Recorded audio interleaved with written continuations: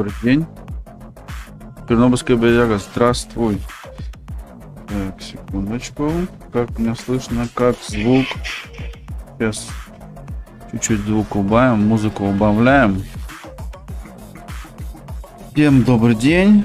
Так, я...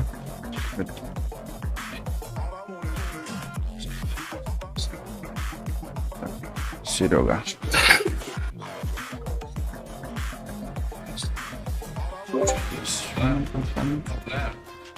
Сегодня я не один. Сегодня в гостях Серега. Бро, извини, я ненадолго занят немного. Без проблем, все хорошо. Надо музыку убавить. Подожди, сейчас что-то музыка. Я вроде бы убавил. Все равно громко вот так. Все. Вот сейчас выключу вообще. Пока выключим. Звук норм, но музыка... Не, музыку я выключу. Все. Сейчас я музыку выключу. Почему-то... У меня музыка намного тише. Я слышу, чем на ютубе работает. Я просто потушу. Так. 30.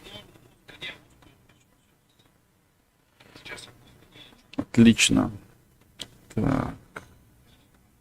Всем саламчик. Вот он здесь в чатике. Всем еще раз добрый день. Посмотрим сегодня, как получится. Ну, вроде бы пятница уже. Надеемся на активность. Поговорим о том и сём. Серега, здоров. Саламчик всем. Мне как слышно, нет? Да. Ну, задержка какая-то чуть-чуть. Я вот намного...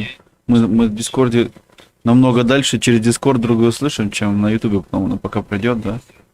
Я сейчас только начинаю замечать. Ну, это нормально, тебе нужно было в OBS ставить, там, или ставишь напрямую, ну-ка, что коммуникацию с этим, с гостями. Да. Или ты делаешь задержку, делаешь более на квалитет, ну-ка, что у тебя видео было квалитативнее. И тогда, получается, это, ну-ка, задержка общения с этими, с подписчиками. Окей, ну тут... Что тут у нас стоит? Все нормально. Сейчас... Буфер, нет, запись. Да, вот видишь, только сказал, и прошло сколько? Ай-яй-яй. 5 секунд. Ну, подожди, сохранить. 1 секунду оставить. Применить. Сейчас посмотрим, изменится что-нибудь, нет? Надеюсь, что изменится. Ладно, не страшно. Салас Channel, здравствуй. Салас Channel. Привет всем. Да, тебе тоже здравствуй. Серега с нами, вон сегодня поговорим. Так, ну-ка. Там о разных темах. Да, абсолютно. То есть сегодня я так думали именно, чтобы поговорить не как обычно там о Ютубе, о каких-то этих, да, то есть если чем больше будет каких-то вещей вне Ютуба, то есть каких-то совсем других вещей, да, далеко от этого всего, от интернета, то даже, наверное, будет лучше. Но не получится, потому что все равно будут вопросы задавать. Узнал меня, бро? Ну да, ну у тебя что-то аватарка там поменялась, получается. Салас, да. С Ташкента, правильно? Кирилл. Салас. Конечно, узнал. Итак, подожди, что у нас? Сейчас лучше стала задержка, нет? Теперь я не слышу. Ладно, не страшно уже. В принципе, это последний раз тоже такая песня у нас была. Мы сидели, разговаривали с ребятами. И я потом просто в одном месте звук выключил, только чтобы Discord слышать друг друга. YouTube не вникает. Так что, ребята, у нас пару секунд есть. Ладно. Это пишет, Олег, тоже еще настройки в этом есть, когда сделаешь этот YouTube, этот студио, заходишь, и там тоже у тебя это стрим латент собираешь. Если хочешь, чтобы разговаривать как более быстрее с этими подписчиками, то тебе нужно ставить niedrig латенс. В основном автоматически стоит нормальный латенс. Да. По умолчанию стоит нормально, да. Да, тебе нужно нидриги выставлять. Тогда у тебя задержка намного как минимально уходит. Ну ладно, я буду... А сейчас я уже все уже не поменяю, да. Нидрих, и есть Давай, экстрем, конечно. нидрих, то есть латенция, это вот этот и есть расстояние. Да-да. Окей, ну да, у меня состоит нормально. Ладно, я буду в следующий раз это иметь в Если виду. берешь просто поговорить, ну, как сказать, с этим, с зрителями, то берешь нидриги, ну, как латенция. Если просто стримишь и хочешь картинку показать игры, то берешь нормально. Угу. Там еще, а снизу смотрю, там третий пункт есть, экстрем. Да, Ташкент на связи, конечно, я помню, ема. И канал, название чутка сменил. Да, это я тоже заметил. У тебя Салас там было не channel, там что-то было Салас Games, что-то такое было. Да, меняют картинки, меняют дизайны. Ты не первый, кстати, но мы вас всех узнаем. Рано или поздно все вы будете как на ладони. Итак, у нас тут... о чем сегодня разговаривать-то, Серега, будем? Что? Даже не знаю, повседневности, наверное. Повседневности, наверное. Посмотрим в будущее, в Что, год, что снег? что нас ожидает, что не ожидает. Что Чего снег? ждем, чего не ожидаем. Игры какие, может, не знаю, программы, фильмы, музыка. Ребята, тема Самое, свободна. самое первое, что вспомнил я, вот в Германии-то зима пришла к нам. Вот. Прям сразу же. Вот сейчас мы ходили на улицу прогуляться с женой, с ребенком. И идешь так что не везде успел растаять снег, который выпал сутки назад.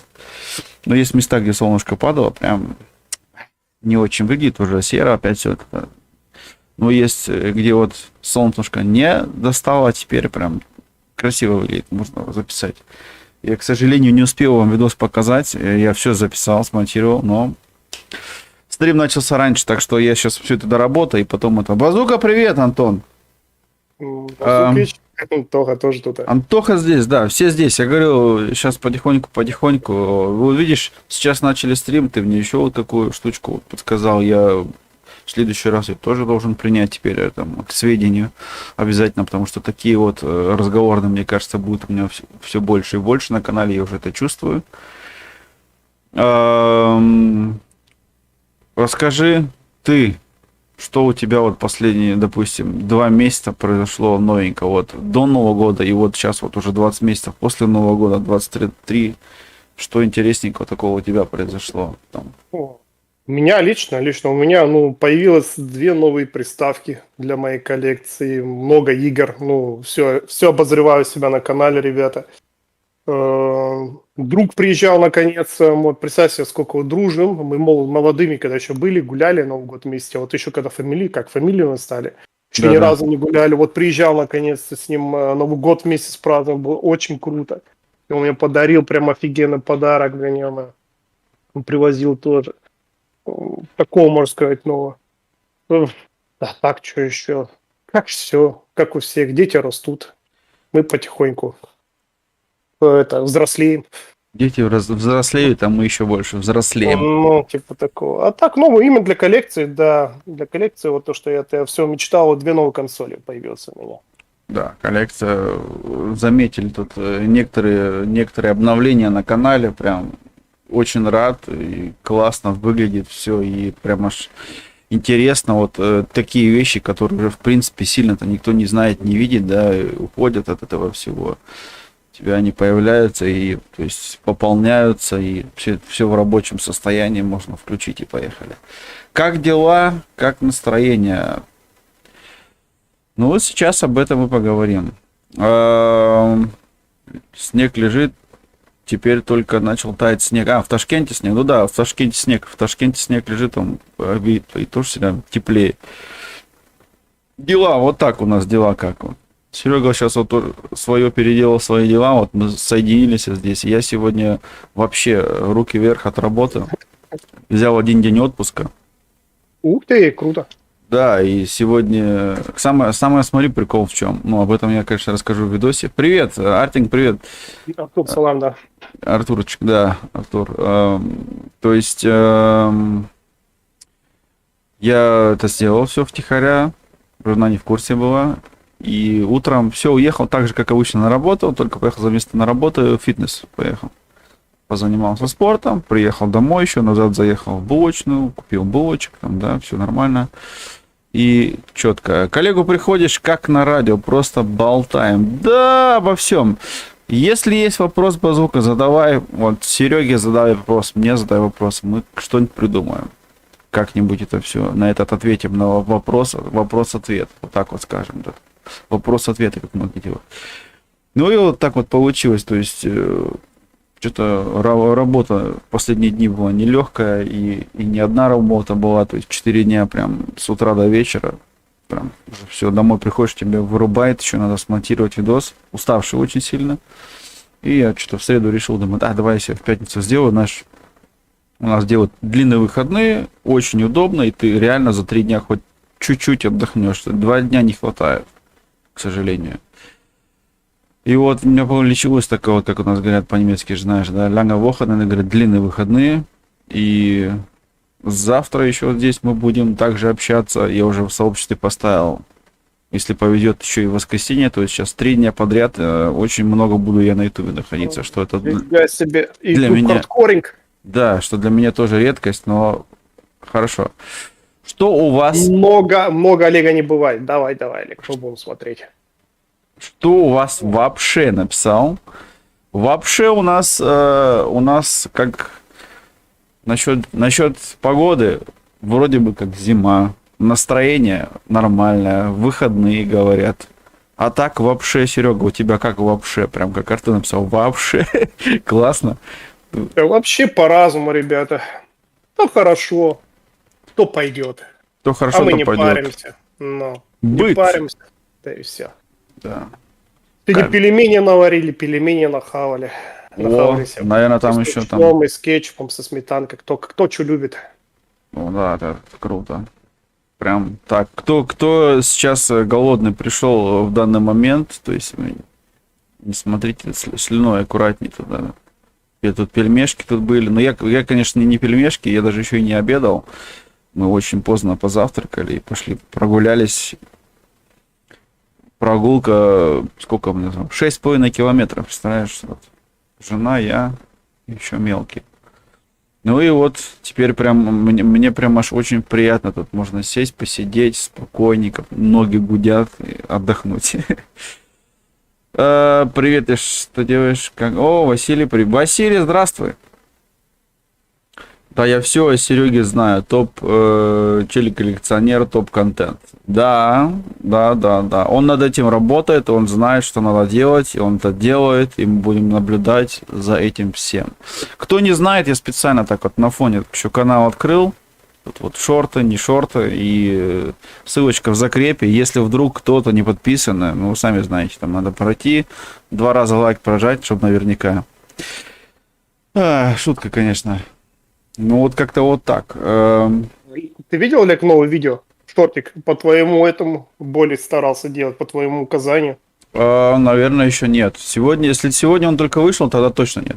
Да, Сегодня вышел. Да, вот это крайний самый, да? Марио, моя коллекция игр. Да. Но мы его сейчас включим обязательно. Я его, значит, не видел. Вот этот Марио крайний, где стоит. Это же как раз таки вчерашний и был, да? Уже 150 просмотров есть, но нормально. Ну-ка, мне интересно посмотреть теги. Хотя не хотел я сильно YouTube затрагивать, но ладно. Посмотрим. А у меня всегда вот в последнее время где-то так 150 до 200. Это нормально для меня просмотр для моего канала в последнее время. Ну, что-то, а здесь почему-то сбоку не... Раньше было до 100, теперь хоть после 100 перевалил. Ну-ка, что это? Блин, у меня один ролик 90 просмотров, другой 10 тысяч, потом вот так вот скачет какой-то вот автобан, как вот эти карусели, вот эти, как они называются, американские горки, вот эти, короче, да? Нет такой какой-то стабильности определенной, прям... Шортс, где Марио это топ. Марио, где Марио это топ. Ты имеешь в виду, где вот Elden Ring, да, он ему подсказку дал Сереге такой. Да, это в этом есть определенная своя изюминка, кто понял ту самую идею, которую Серега хотел донести до вас. Вы молодцы. Я за всех... Тот молодец, вот реально, тот, кто понял, тот молодец. Тут... Кто не понял, то дальше стримит и играет. Кто не понял, тот просто зайдите, посмотрите шорт еще раз 100-200. Как бы, ну, вот как-то так. Есть, ну, если вот такой тонкий юмор будет присутствовать, где-то местами прям как раз-таки надо что-то такое интересное. поскольку у тебя вот этот с Марио сделал ты, да, один шортик, второй, у тебя, я помню, я у тебя в гостях когда был, у тебя сверху на полке довольно-таки большая коллекция. Именно не игры, а вот эти вот какие-то маленькие игрушечки такие. Ты имеешь в виду эти, как их, Скалендер? Да, ну, скалины, да, вот эти там сверху такие маленькие фигурки стоят. Очень много. Я такую коллекцию вообще не видел никогда. Так вот прям в полном составе, там их сколько там стоит. Целый этот батальон. Была бы тебе такая идея, чтобы прям про какого-то в отдельности рассказать, показать? Не хотелось бы тебе? Я не знаю, может... Это, ребята, очень большая Есть об этом, есть, тематика. да, есть, ну, я думаю, как думаешь, ниша есть такая людей, которые заинтересованы именно этими игрушками? Ж по-любому, да, это просто у тебя же Я не коллекция. знаю, мне кажется, все равно, наоборот, у них база фанатов не такая большая. Не такая большая? Нет, мне кажется, календарь на любителей. Коллекционеры, которые игрушку собирают, да, потому что игрушка сама по себе выглядит офигенно. Да. Именно как по базе именно игроков, она маленькая, я бы не сказал. Это любителям. Мне кажется, более Амибо будет интереснее народу. Именно про Амибос. Но Амибос есть Амибос, у них истории нет. Амибос просто игрушка, которую тебе дает как определенный плюс в какой-нибудь игре. Там, не знаю, открыть секретную одежду или там добавить монеты или еще что-нибудь. Да. Такое. А вот именно с Календерс была тематика, когда только они начали выходить, не знаю, в каком 2010-2011 году, это был реально такой хайп. Прям, я знаю, много каналов снимали, прям видео, мультики были. Короче, но он быстро исчез. Ну, как что, не удержал. А я все равно собираю игрушки, фигурки. Мы любим с детьми играть до сих пор, эти игры играем с удовольствием. И они выглядят офигенно. Не того качественно, красиво сделаны. Это просто... Мне нравится просто то, что они красивые. Ну, просто такая идейка была. Я сейчас ее не буду вслух говорить, но поскольку у тебя фигурок много, и за определенной какой-то игрушкой 100% там есть история, какая-то биография или какие-то фишки, это определенной какой-то фигурки есть. То есть я это сейчас, у меня прям так в голове пришло, я не буду сейчас говорить всем, именно один на один скажу, а потом посмотрю. Ну, то есть... Смотри, Олег, смотри. Это ты захочешь или нет, делай сам. Нет, смотри, причем это идея у меня давно была. Ну, как-то, например, смотри, когда включаешь игру, и когда ставишь на портал саму игрушку, да, то выбегает такая небольшая заставка, такой мультик. Такой, вот, например, вот это такая игрушка так и называет, вот его наимощности, и показывает мультик в течение, там, примерно 10 секунд. Да. Что он может, что он делает, какой он элемент и так далее. Я думал играть или поставить игру и на портал все ставить игрушки, и эти маленькие мультики как повырезать и сделать шортики именно отдельно по каждой игрушке. Вау. Я тоже об этом думал. Идея офигенная. Ну, блин, как говорится, пускай пока в очереди. Мне пока нужно другие дела тут переделать. Ну да. Еще помимо приходит в голову в последнее время прям всякий вот такой вот трешак, например, то же самое Марио, или в ванной купаться с картриджами, или еще что-нибудь. Ну-ка, что это? Ну, это твои идеи, это клево, то есть какая-то оригинальность в этом своя, ну, твоя, допустим, фишечка, да, то есть вперед, все только за, ты же сам видишь реакцию, ты видишь, вон, все пишут такие там, ну, клево, реакция есть. Первая реакция это то, что написали комментарий, то есть уже вызвал у человека реакцию. Нормально. Я сейчас сказал, думал негативно, реально думал, ожидал чего-нибудь, ну как негативно, прям готовился, думал, неужели я послушаю свой адрес, там, посмотрю дизлайки, там, напишет, да ну тебя, да, там, например, да, то же самое этот, как его там, даже забываю эту игру, которую сам я обосрал, Эльден Ринг, короче, там, да ну как ты мог ее тронуть, как ты мог обойтись, ну пока не знаю, даже удивился, мне кажется, многим кому надоело. Не, нормально все. Все хорошо. Ну, как бы, чего там такого-то было? Намного хуже, мне кажется, есть информация про это. Кто-то вываливает там, где прям какая-то ненормативная лексика и так далее. О, мне звонок. Чатик почитай, пожалуйста. Я сейчас на звонок отвечу. Где-то остановился-то, чатик читать. Так, Godfather, привет всем. Саламчик, Godfather. Добро пожаловать. Большой сибирский привет, блин, хорошее, приятное общение. Спасибо вам, Медведь Пиво. Да, с праздником всех. Вчера же было же крещение, купание. Вас всех поздравляю с праздником, ребята. Кто купался, плюсик в чат. Кто залазил в эту холодную воду, не знаю, в прорубь или где вы там купались, в речке, в ванной. Так что все плюсик в чат. Так, я собираю цифровую копию Steam. В Steam прям, Godfather, собираешь игры в Steam, но это тоже круто, между прочим. Я знаю, у меня есть приятель, Павел его зовут, может, слышали, тоже он стример, Чешир Котовский, у него канал.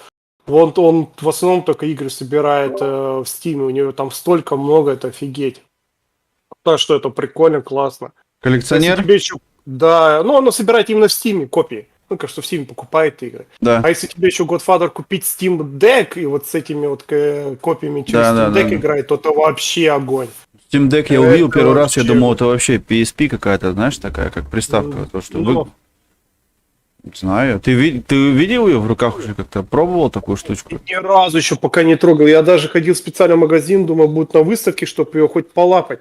Они даже ее чуть ли не до матюкаса. Они даже, короче, на выставку не выставили, чтобы ее полапать. Забоялись, что ее залапает. О. Но другие компании насчет этого, мне кажется, меньше переживают. То есть, наоборот, все заинтересованы в том, чтобы показать тебе продукт.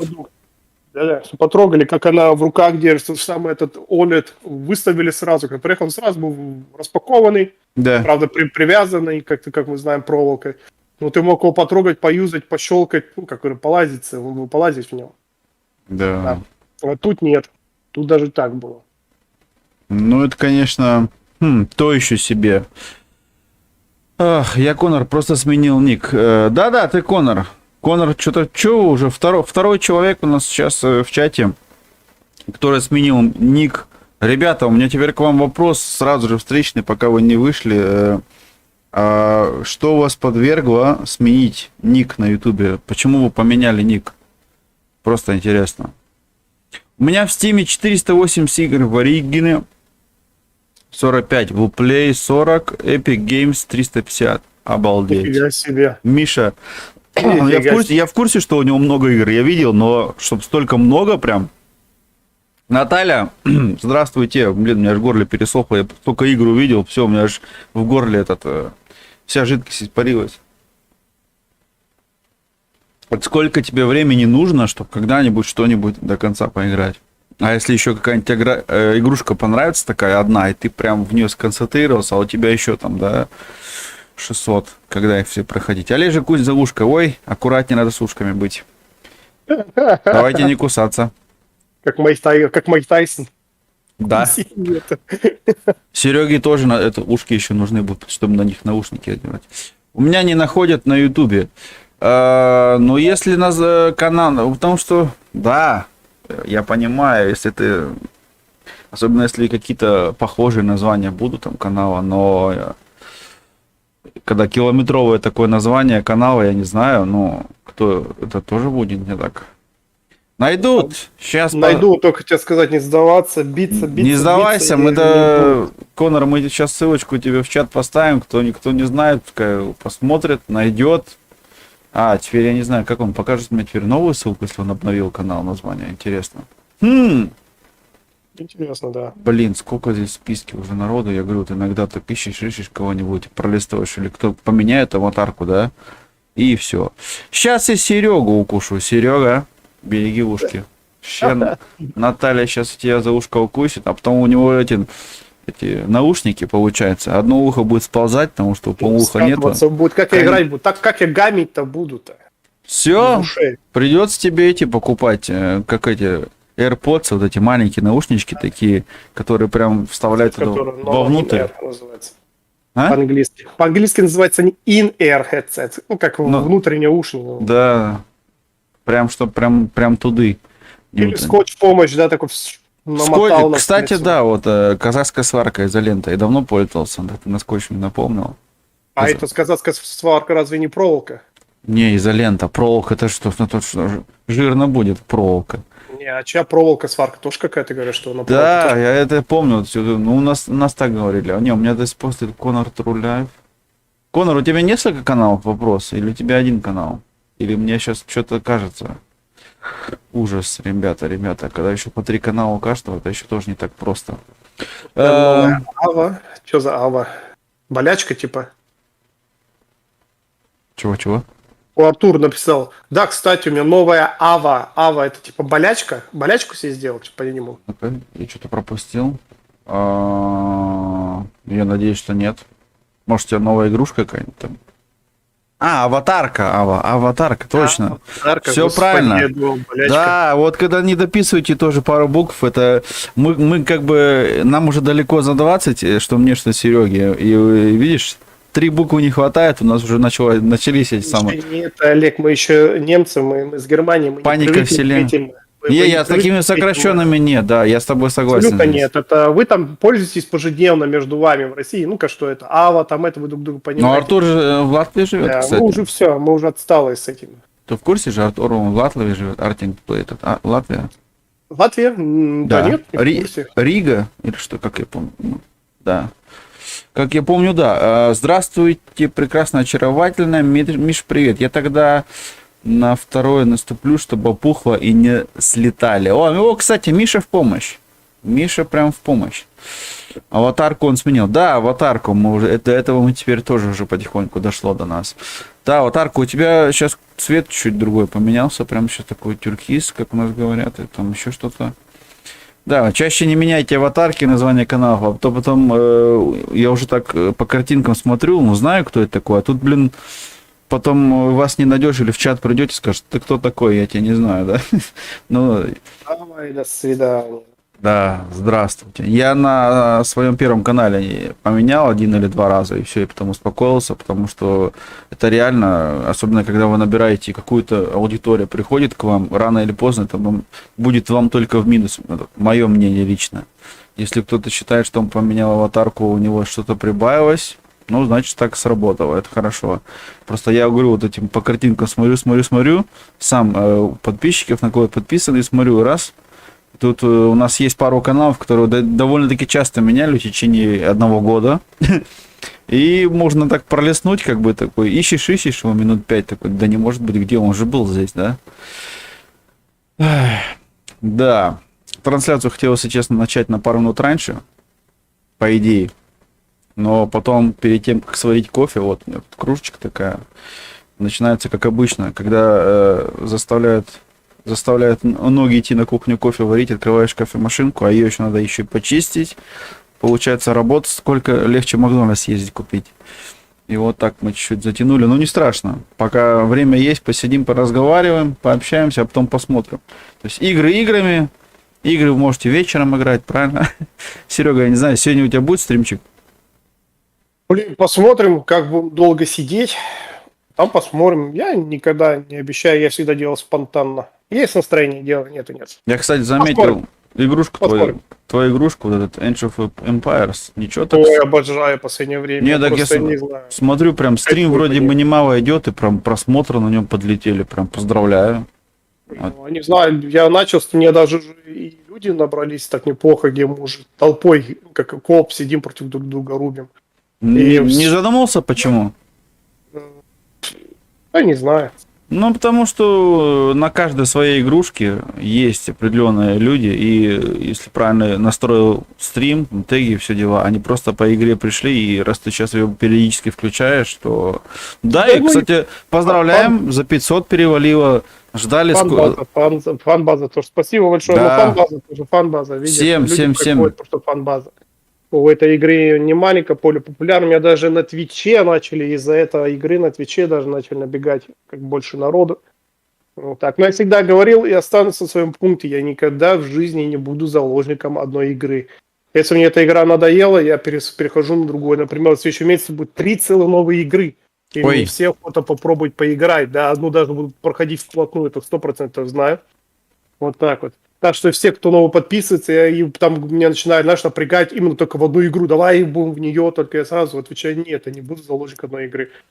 Вот, играю, надоело, перехожу в другую играю, короче. Играю разные игры. Так.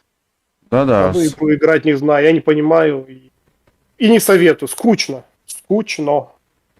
Я здесь даже с тобой прям согласиться могу сразу, прям, то есть, ну, не знаю, есть, конечно, люди, которые могут в одну игру долго играть, да, вот как вот эти Souls игры, да, они могут Ведьмака играть полгода там или год. Resident Evil. Особенно четвертый. Сколько его можно? Мне уже страшно, его скоро сделают этот ремейк или ремастер, или как там Да, его называют. да. В этом году мне уже Мгм. страшно. Сейчас ребята вас Инорс охота поддержать, ну просто ну невозможно.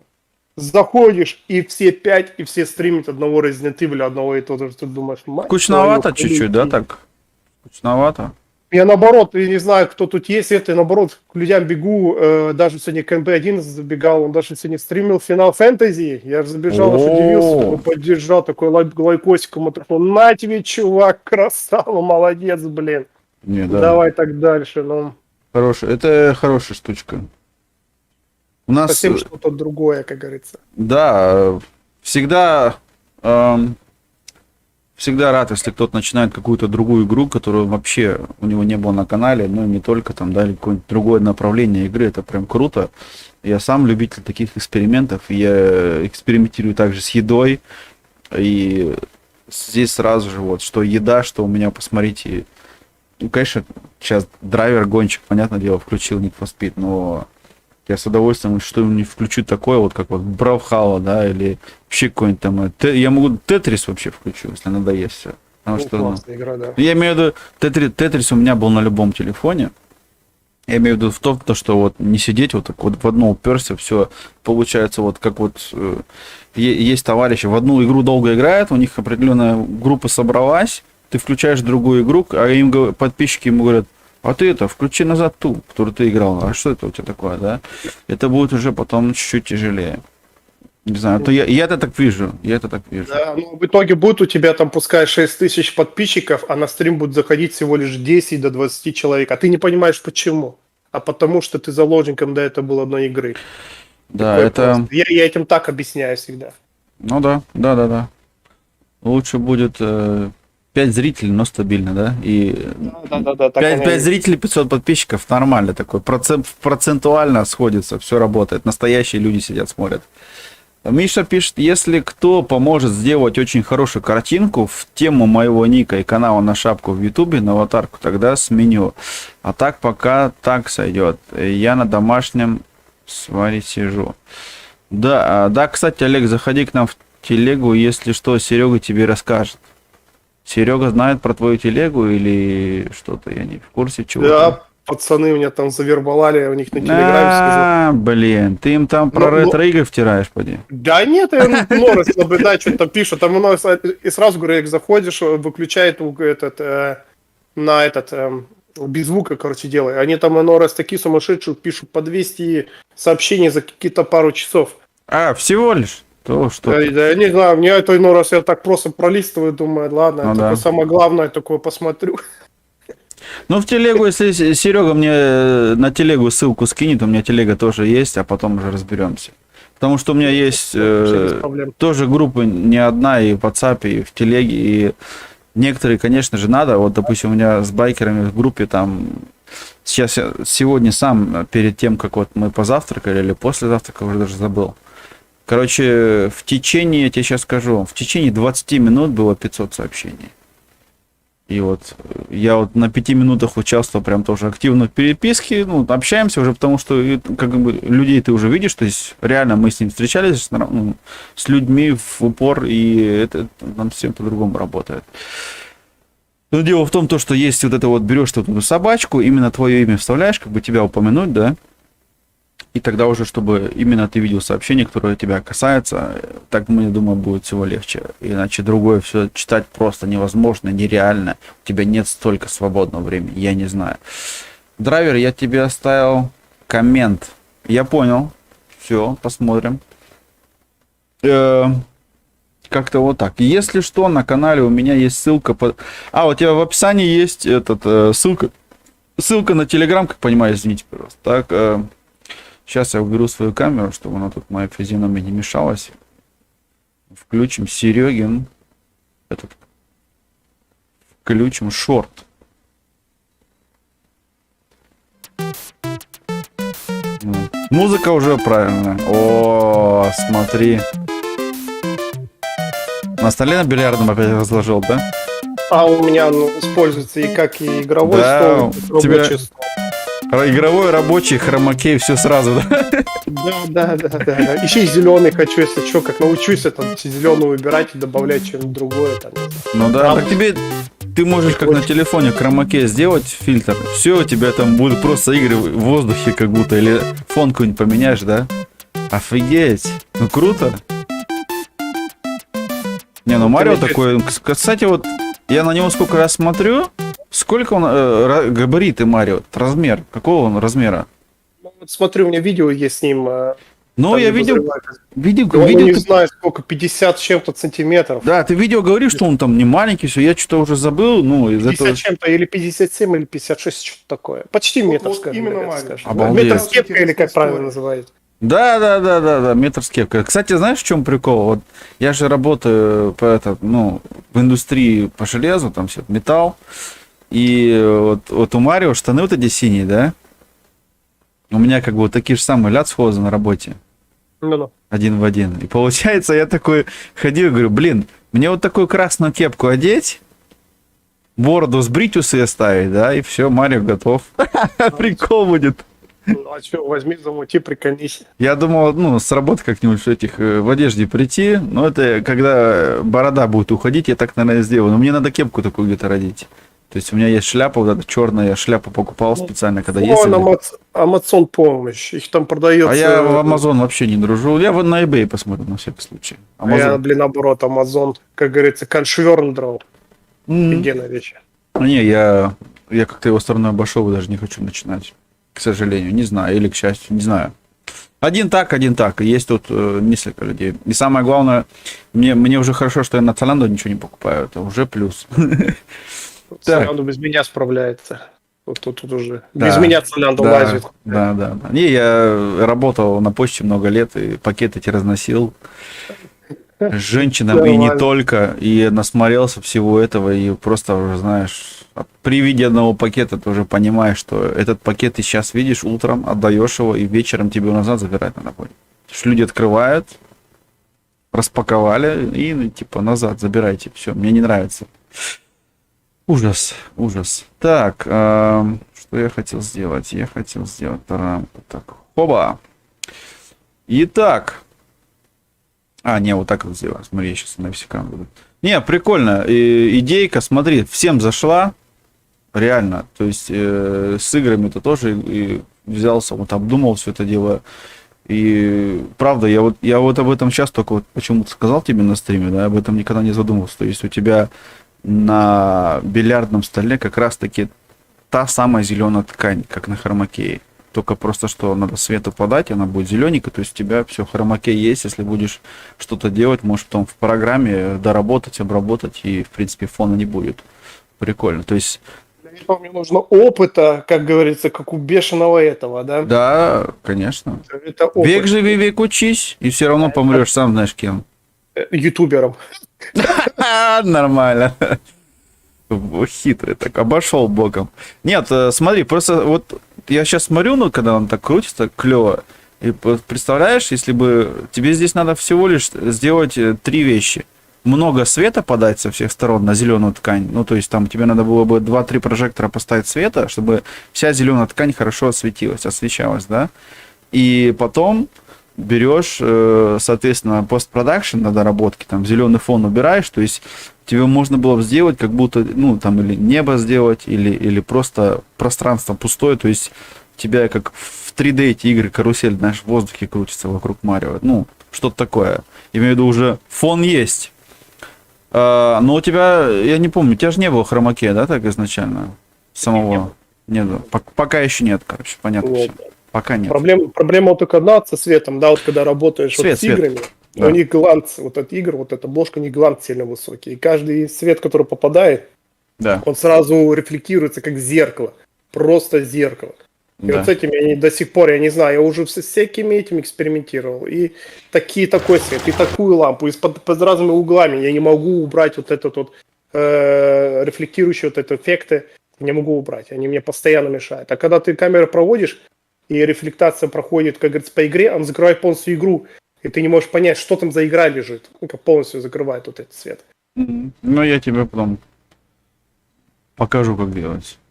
Ну, я вот реально до сих пор я не знаю. Век Я живи, не век учись. догадался. Нет, такие фишки все можно показать, это самое рассказать там. Есть пару прикольчиков, все это можно сделать. Свет сбоку, а лучше не один. И свет самое мне, знаешь, что по свету больше обидно? Если ты свет возьмешь какой-нибудь там на пару ериков дешевле, то у тебя будет на камере, на телефоне вот это вот начинать будет флякар, да, что когда свет такой прыгает, герцы, вот эти фреквенции не совпадают, чистота вот этого вещания. И это проблемка. Но сейчас, Герц получается, да, это тогда или что? да, если там у тебя ниже, чем 50 герц лампа, да, проблемка будет. То есть вот эти дешевые, когда ты берешь, я вот часто замечаю, где-нибудь в магазин захожу, когда записываю на телефоне, когда вот ежедневно влог пишу, или еще где-нибудь, я даже тебе сказать, так, ну, на кухне бывает, у меня вот сверху светодиодовая лампа висит на кухне, она чуть-чуть дешевле, чем все остальные. То есть в других комнатах я уже лампы брал, прям, которые дорого стоили, но у них энергорасходности вообще там прям плюс-минус 0. Там 2 ватта, 3 ватта, если берет, уже хорошо прям, да. А светит как все 60. Там все нормально. Там специальный конденсатор, специальная микросхема, платина стоит, прям там лампа, если ты смотришь на нее, там все цивильно сделано, и ты снимаешь на телефон, у тебя на камеру смотришь, когда в телефоне, у тебя картинка вся не прыгает, да? Знаешь, как на старых телевизорах, когда я тебе показывал, записывал, у тебя прыгало так. Вот такая же беда, когда ты берешь, допустим, где-нибудь записываешь. Это герц. Да, герц не хватает. Не Это хватает, герц. не совпадает. Надо на камеру тебе, как на твой мобильный телефон, камера тоже с этим сейчас пробую, тестю, сбавлять герц. Но это, к сожалению, в нормальных настройках не работает на телефоне. Абсолютно никак. То есть или надо брать приложение какое-то другое, или со светом вот это именно играться. Это саму камеру настраивает, но это... Да, но это надо, я тебе говорю, есть в оригинальном приложении это у меня не работает. Ну, есть такая штучка. Много каких вещей спрятаны в настройках, а большинство вообще, то есть они не открытые. И вот, ну, покупаешь, я видел, короче, приложение можно купить, где прям все вот эти вот мини штучки, настройки, которые очень важны для записи, соответственно, и там все это работает, и там все это принимается, меняется. Там-то да, там это пойдет, можно сделать. А так, говорю, в оригинале я пробовал, такой, нарывался. У меня такая же была проблемка с GoPro, вот. Я когда ездил записывать автомото-контент вот в декабре, да, вот S-Motor шел, ездил, кастом байк записывал. И там, получается, когда я подходил к Harley Davidson или Kawasaki, вот к любым вот этим вот производителям, да, мотоциклов, то есть у каждого свои прожектора висели, у них рамки такие были, прожектора, у которых нормальные галогеновые лампы висели, как бы проблем вообще не было, то есть там нормальная галогеновая там 100 ваттка, у нее там 60 герц она выбивает, у меня 60 кадров в секунду записывает, да, там телефон, все четко, то есть прям картинка шикарная. Единственное, что надо подработать над тем, что у тебя будет тон лица больше желтого чуть-чуть, это все можно убрать. Проблема заключалась, когда начинаешь подходить к людям, у которых уже там вот эти вот лампы какие-то там, эти светодиодовые, эти LED, какие-то висят дешевые там, да. Чем больше Китая там было, то есть чем дальше произведено было от Германии, тем хуже. Тем я это видел на экране сразу, все это бегало, прыгало, страшно. Все делается.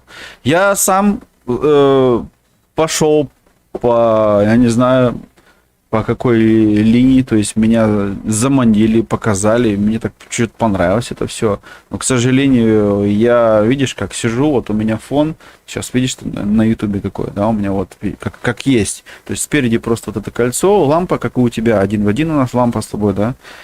Я ее повесил перед мониторами, все, то есть фон, у меня была идея, то есть хромакей, все, поставить этот, я его купил, он в коробке до сих пор лежит, так он никуда не пошел. Инвестировал в него денег, но ничего это не дало, поскольку свет нужен тебе 2 или 3 лампы ставить, чтобы хорошо он освещался, хромакей, чтобы он правильно работать с ним.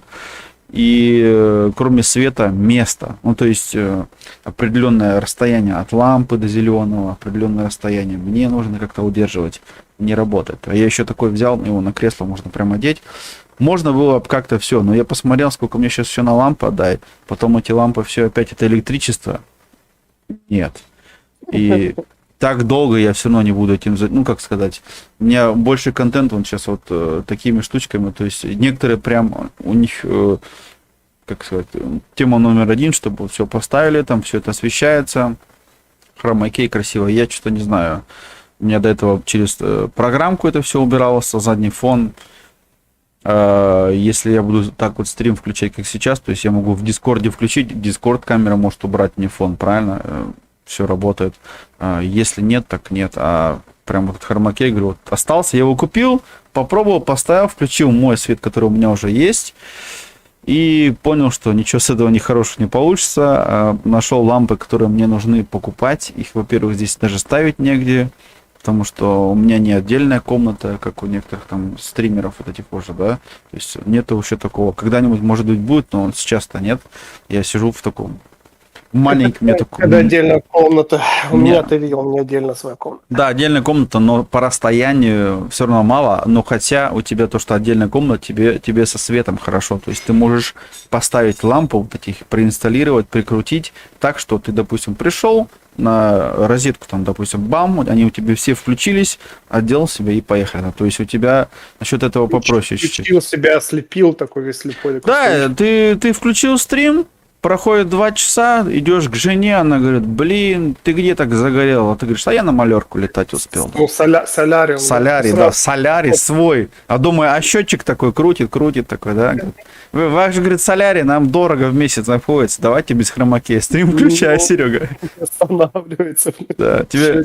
Да, ну ты представляешь, такое у тебя, там 100 ваттка висит, там 100 ваттка висит. Я лучше так посижу, у меня есть тут один мой этот крендель, который тоже не дешево стоил, мне пока освещения его хватает для того, чего я делаю. И это понятно, я имею в виду для хромакея, то что именно... Для хромакея это понятно, что там... Именно что там свет. Там делать, да.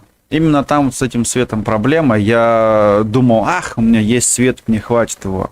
Ничего не хватит. И это все... Я смотрел обучающих видео, наверное, штук 30 по настройке, как, куда правильно свет ставить. То есть надо здесь свет, справа, слева. Я говорю, в один какой-то прекрасный момент я думаю, зачем его уже купил, а уже назад как бы пути не было. Но... не страшно, в принципе, он есть, если что, что-нибудь с ним придумаем. То есть он кушать не просит у меня там в коробке, как бы это уже хорошо. Его не надо кормить, это не кот, это не собака. Но взял, попробовал, успокоился. То есть мне иногда вот, чтобы понять, что вот прям вот, это не мое, надо сперва купить, деньги инвестировать и понять, что, блин, не то это все, и успокоиться, и потом или я продаю, или дарю, или еще что-нибудь, да. Как-то вот так. Обратно я тебе поправлю, его надо кормить электричеством, когда втыкаешь, он так ест. Кто, хромакей? Не хромакей, а лампы. Ну так лампы, мне-то еще их нет ламп, я лампы-то не купил, слава богу. Если бы я вот эти бы еще все 3 лампы купил, которые для него как бы нужны, да, тогда бы я вообще сидел, у него, наверное, был один локоть, что погрызанный в дополнение. Вчера посмотрел ролик, думаю пройти Бэтмен оригинал. Но, Миш, пройди, Бэтмен, вот, Серега, кстати, шарит по этому. Серега, как тебе Бэтмен?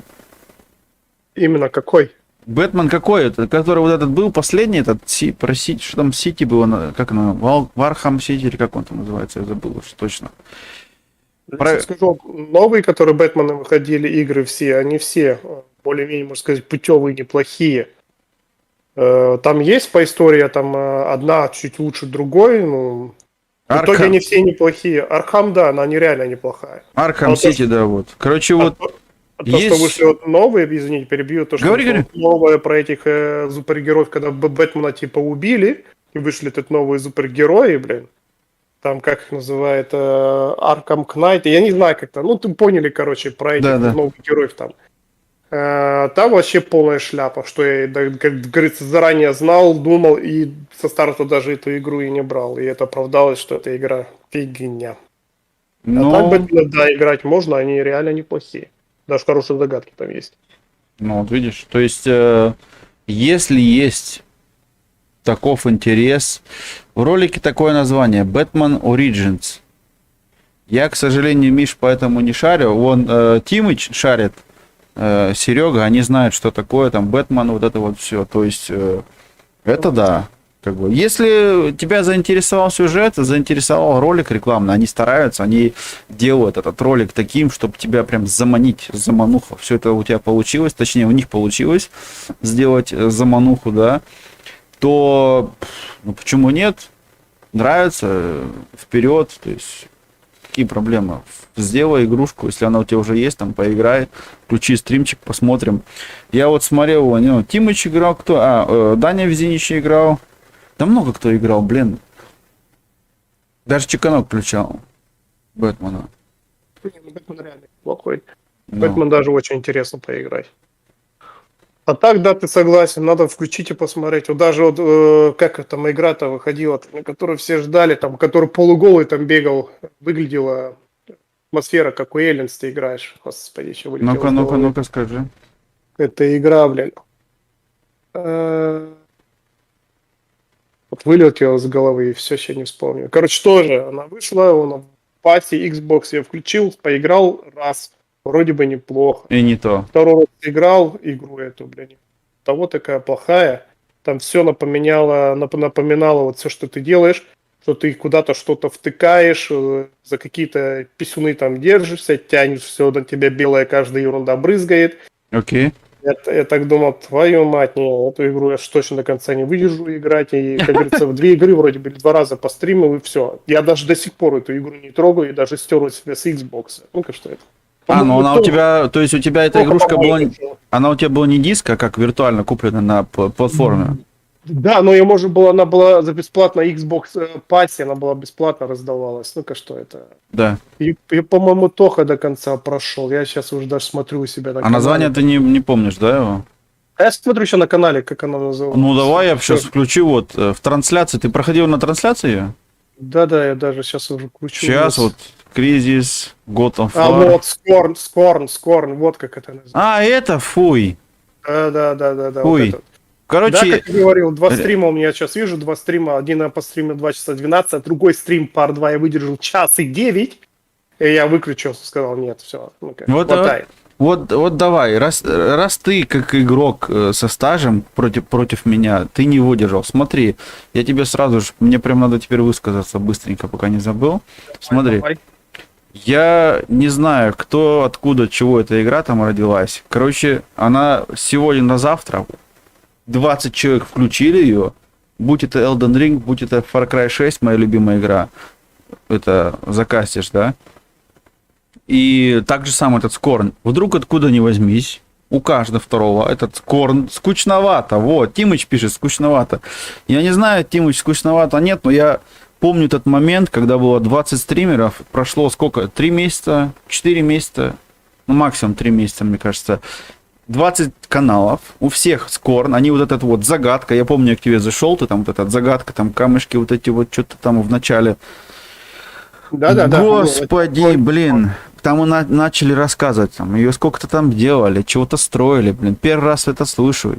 Все там так хайповать решили, там, я вот 2 человека, у которых более-менее большая аудитория была, у них там реально там по 200 человек смотрели, у которых уже далеко за 50 тысяч подписчиков, и все, а у остальных как бы тут, ну, все было, и потом раз, в один момент исчезло. Что-то я ни одного не видел, чтобы они сначала до конца прошли, если честно. Какие-то там... Антон, по-моему, Базука, по-моему, до конца вытерпел. Ну, Антон, да, если Антон вытерпел, он хардкорчик, у нас еще один Антон.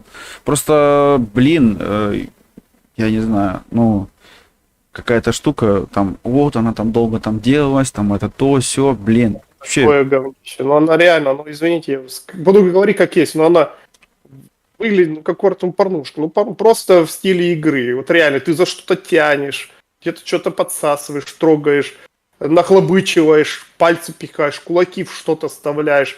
И все, с листики, вот это. Ну, ты просто сиди, я просто офигевал, думал, что вообще происходит. Я такой, не, я это Куда говнище попал, играть да? не буду. куда попал. Да, реально. Я потом смотрел историю, и кто как ее делали, по-моему, делали или Козовы, или сербы, короче, с бывшей Югославии ее делали, ну, как производчики. Да. И они себя, короче, как называется, короче, насмотрелись одного человека, который производил наш «Элен», и фильм «Элен». Да.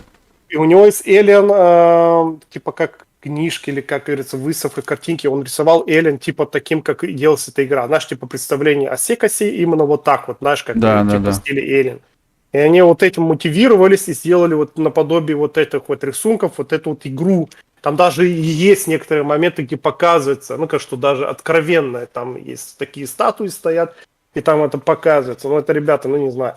Ну, Это для любителя. Мне она была показалась очень скучно, очень противной и ненужной игрой. Ну, как что это. вот, Серега, к тебе вопрос в чате. Хай всем, здорово, Димон. Серега, Ну, саламчик. вопрос к Так. тебе. Так, Серега, как тебе Рагнарёк? И хотел бы ты вернуть механику старых ГОФ? Что такое ГОФ? God of War. Старый God of War, видишь, у них это сокращение. Да-да. Лично для меня, пацаны, сразу говорю, или очень пацаны, народ, девчата, все, короче. Ребята, для меня Рагнарёк это реально игра года 2022 года.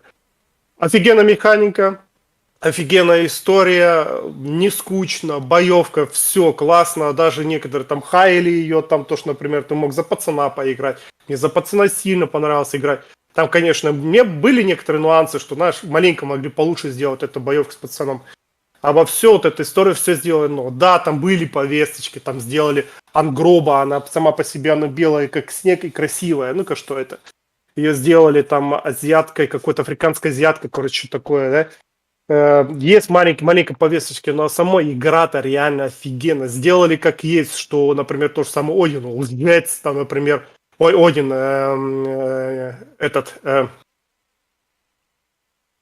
да, Один, правильно, что он лжец, что Тор, он пьянчуга, брутальный, например, что Мгм. этот, как его, который ворота охранял, который быстро двигался, сейчас головы вылетел, что он быстрый, что он предан был Одину, что он был кровожадным богом.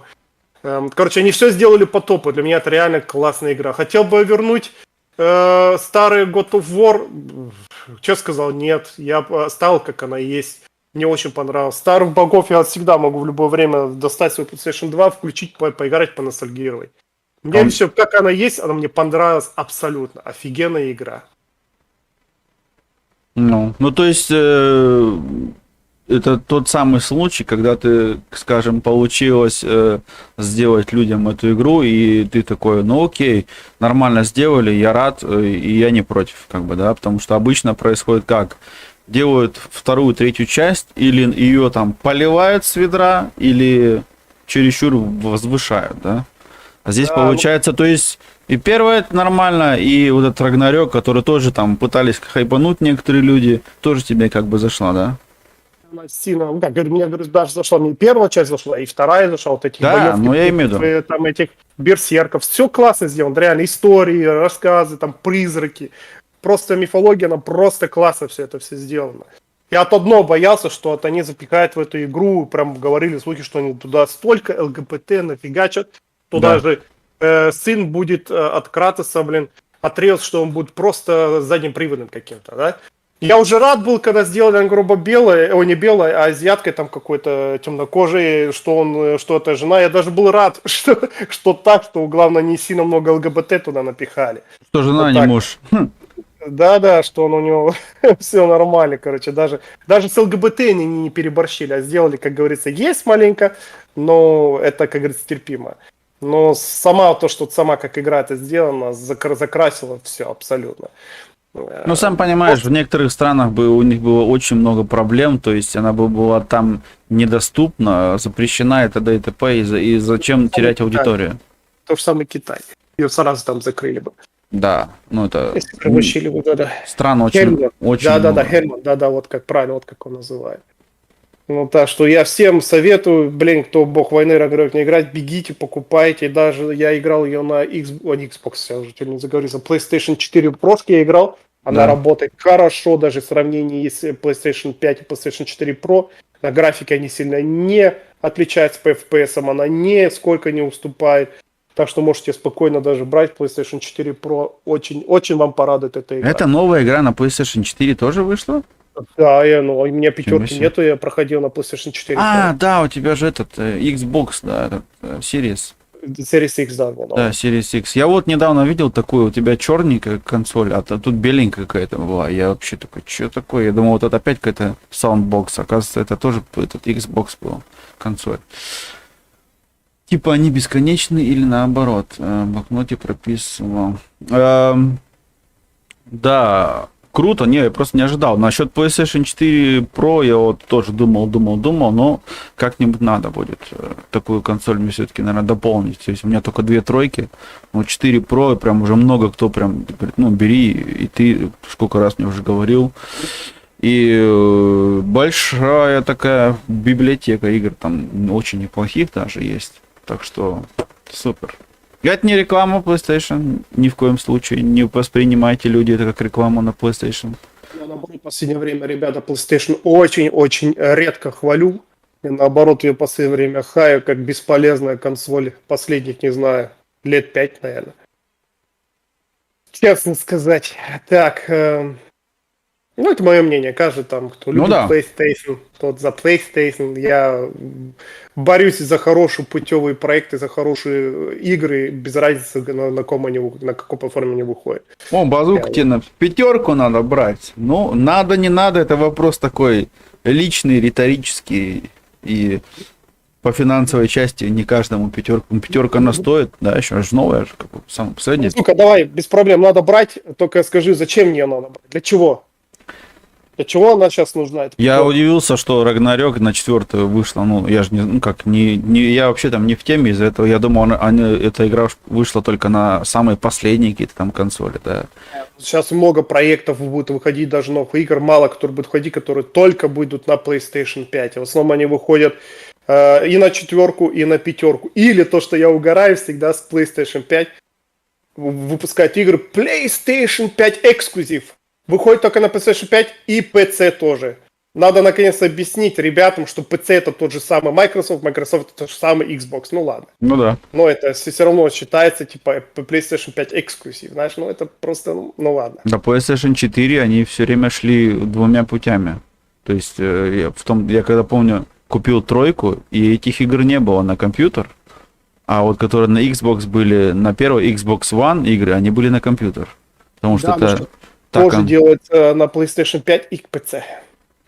Прям много этих эксклюзивных игр, типа эксклюзивных игр, которые тоже выпускаются и на PC. Ну, просто хотят аудиторию, хотят как бы поймать и там, и там. Это же все финансы, зарабатывают.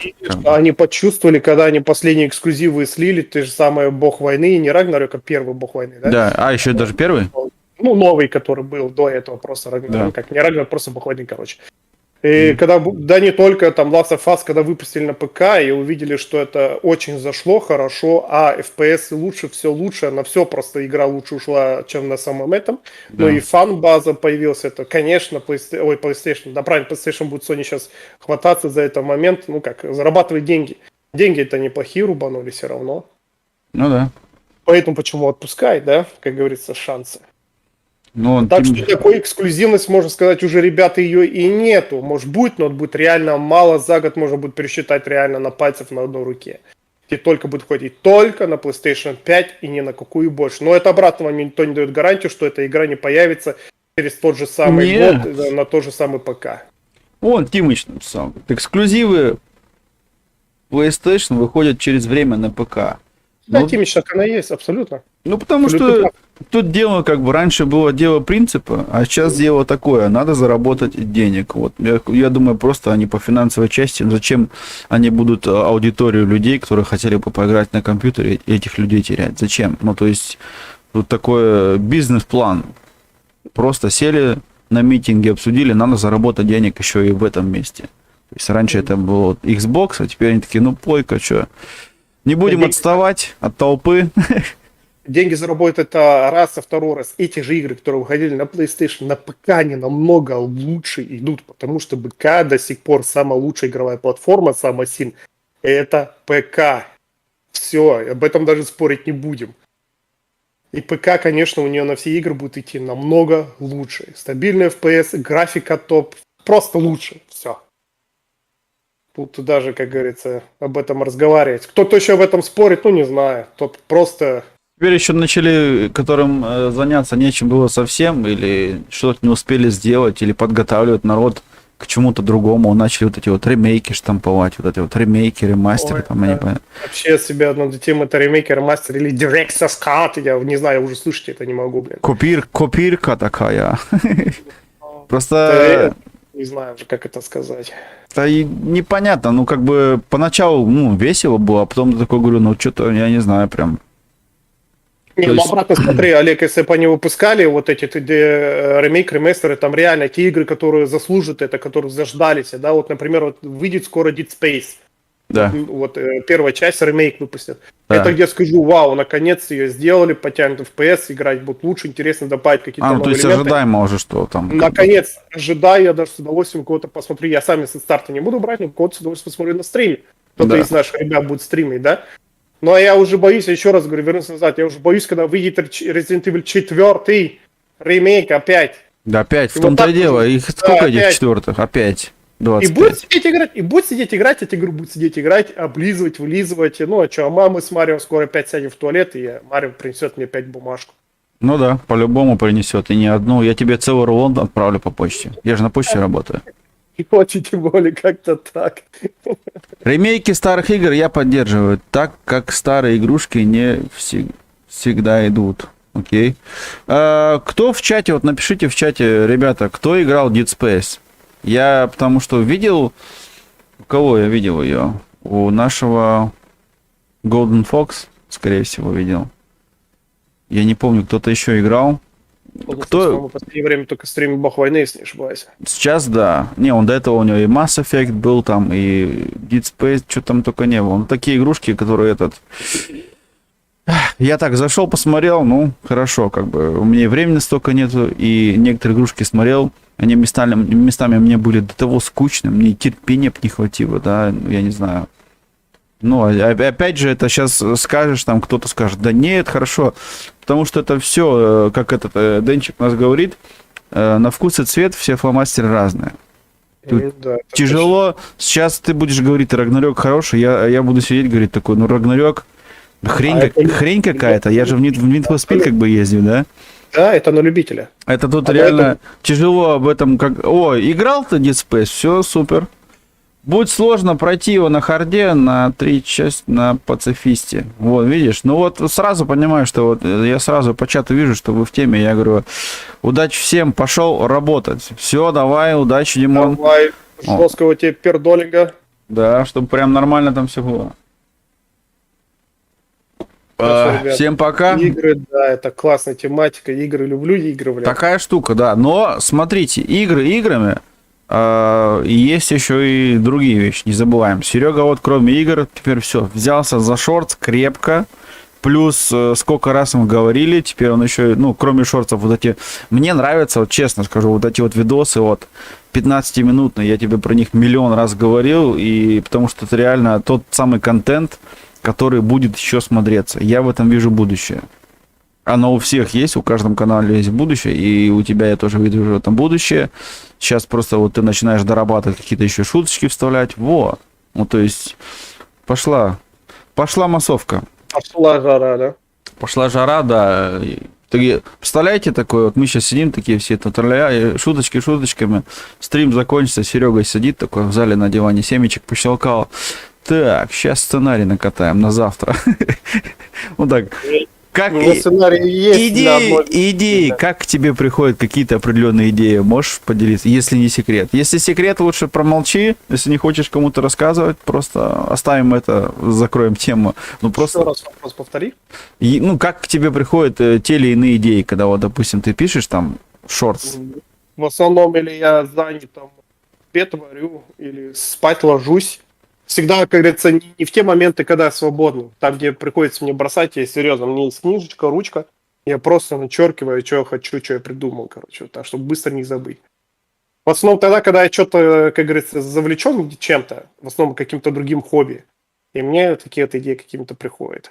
с тем же Марио, или когда я вот расстрелял Last of Us 2, вот такое. Как-то так. Да, супер. Ну, как бы, я говорю, еще раз, в этом вся как бы оригинальность. Супер. То есть, по-своему, интересно. Если бы это было именно не так, а ты просто сидел бы так уныло в камеру, так там 2 минуты рассказал, потом минута пауза, потом еще 2 минуты, там после 15 секунд, как бы, ну, все такие, ну ладно, мы поняли все с тобой, следующий. То есть, неинтересно. Тут одна фишка, когда увидели с пистолетом, ну, то есть, я надеюсь на это, что это взорвется, то есть, пробьет потолок и будут просмотры. Чуть ли не анлох, когда снимал это видео, не думал, что будет настолько громко в комнате, потому что я настрелял-то по-настоящему. Ну да. Потом чуть ли не охренел, Олег, по-русски говоря. Не, ну нормально, что, реакция. И главное, что жена там от самого не перепугала, я надеюсь, никого из... Я предупредил, что буду стрелять. На меня, правда, посмотрели, как Я на сегодня этого. буду стрелять такой-то. Да, я, правда, реально посмотрели, такие, как на этом. Ну, думаю, ну, будешь, типа, такого. Главное, чтобы, как говорится, всем ребенок не тешит, как главное, чтобы не плакал. Да, главное, чтобы не плакал. А ты такой, я сейчас пойду на охоту, все. Просто я не могу представить такой, вот так, знаешь, такой, говорит, все, берет ствол, говорит, я пошел стреляться, да, такой. Пошел, ну, Да. снимать видео с пистолетом, короче. Не, ну, ты не говори, в следующий раз скажи, я просто на охоту.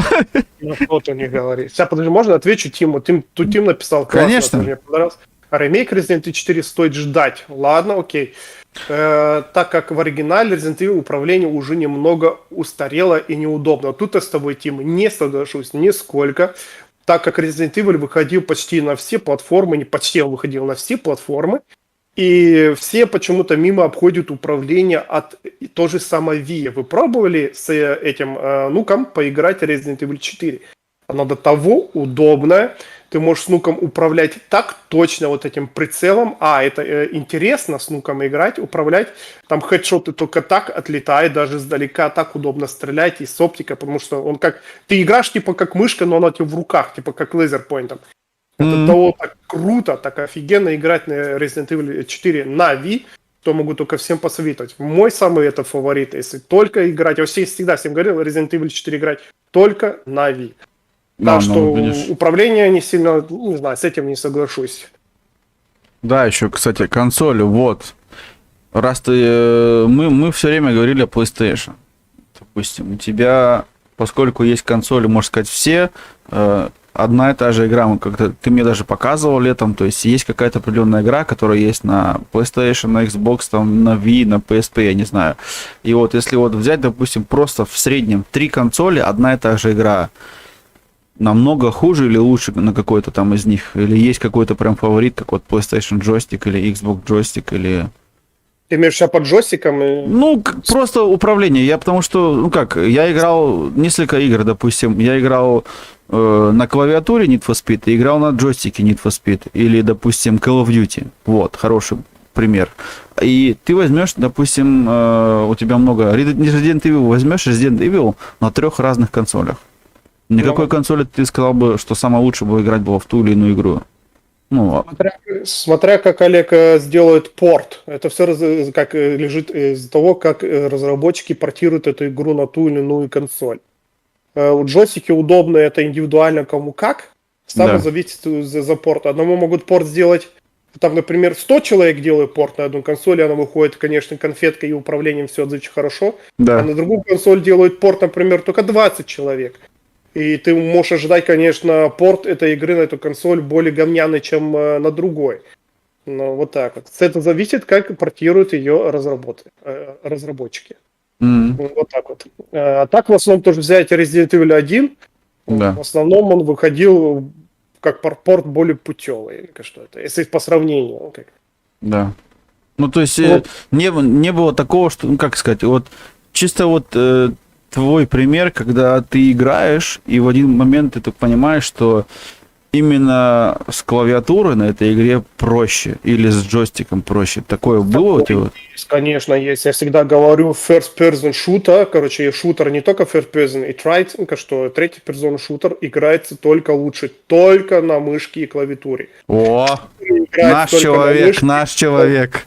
Это, ну и, блин, не знаю, или даже мой сын с этим согласился, хоть он играет всю жизнь С джойстиком. более уже профессионально на джойстиках. Он реально, у нее там есть техника, называется техника краба.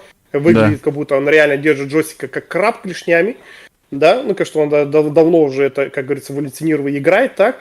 И то я ему поставил сейчас клавиатуру и мышкой на его на Xbox новый, у него тоже есть. И он играет сейчас Modern Warfare 2 через мышь и клавиатуру. Он тоже говорит, папа, намного лучше и точнее. Да. Точнее, я вот здесь тоже, я вспомнил сейчас, я тебе вопрос задал, вспомнил, когда Medal of Honor, которую ты играл полгода назад, у тебя старый вот это вот, да, Medal of Honor, я эту штучку тоже на PlayStation попробовал, прошло время, мне купили компьютер, было Call of Duty, потом Medal of Honor, и я начинаю играть Call of Duty, как можно играть с клавиатурой в шутер, да, и когда я Call of Duty прошел один раз, я потом поднял уровень сложности, прошел еще раз, и потом для меня даже вопрос не стоял. Потом было наоборот, я купил третью PlayStation, и мне было тяжело в шутер играть на джойстике. Да. Я просто сидел такой, блин, раз так бывает, но у меня все время было почему-то в голове то, что джойстиком, ну прям все, изи, поехали, самое легко. Джойстиком хорошо играть, это слэшеры, это гонки, это платформеры. Вот да даже гонки не все хорошо с джойстиком играть. Large Play, привет! Это любитель, может сказать, ну, как говорится, мое мнение, что да, это. Да. А вот, что с шутером связано, особенно с первого лица, это только мышь и только клавиатура. Да. Обратно у меня есть приятель, Паша его зовут, он играет все на клавиатуре. Ты не можешь себе поверить, он все играет все на клавиатуре. Ну, того привык, он играет только на клавиатуре и говорит, лучше нету. Зато он любую игру берет, он знает, где какая кнопка, прям света не будет в комнате, он туда хоп, пальцем и поехали. Вот так, ну это, как Кайф. говорится... Ну это он опять же навык себе набил, да, все, может, старается, там, я не знаю, но удачного коопа. Да, мы, Орлан, мы не сколько играем, мы сколько вот сидим, разговариваем. Мы-то и разговариваем, это как бы фоновая картинка идет, Серега когда играл, Рагнарёк. Так, я хотел включить просто видос. Включу видос. Так вот фоном. Мы-то не играем, а думают люди, что я это, когда заходят на стрим, думают, я играю в Рагнарёк. Я-то не играю, включил просто фоном ее. Да, Рагнарёка у меня нету. С PlayStation мне приехал друг, забрал, сейчас ее проходит. С удовольствием, кайфует, сидит. Ну, видишь, любители таких штучек. Так, супер, Смоки, здравствуй. Да, всем салам, ребят. Я после вот этих вот стримов всего, мне так понравилось что-то, ну, вот это общение, тем более, особенно, когда у тебя эта кооповская такая штучка, там, Браунхава или Among Us, вообще, я не думал никогда. Я первый раз, когда увидел вот эту штуку, я такой, блин, вы что, серьезно? И потом сам на это, можно сказать, подсел, так она затянула, эта игрушка, что людям тяжело, когда со мной играют, как бы со стрима хотят все удалиться, я такой, да давай еще катку, да, и это заканчивается в 5, 6, 7 часов стрима, да. Никогда не ожидал.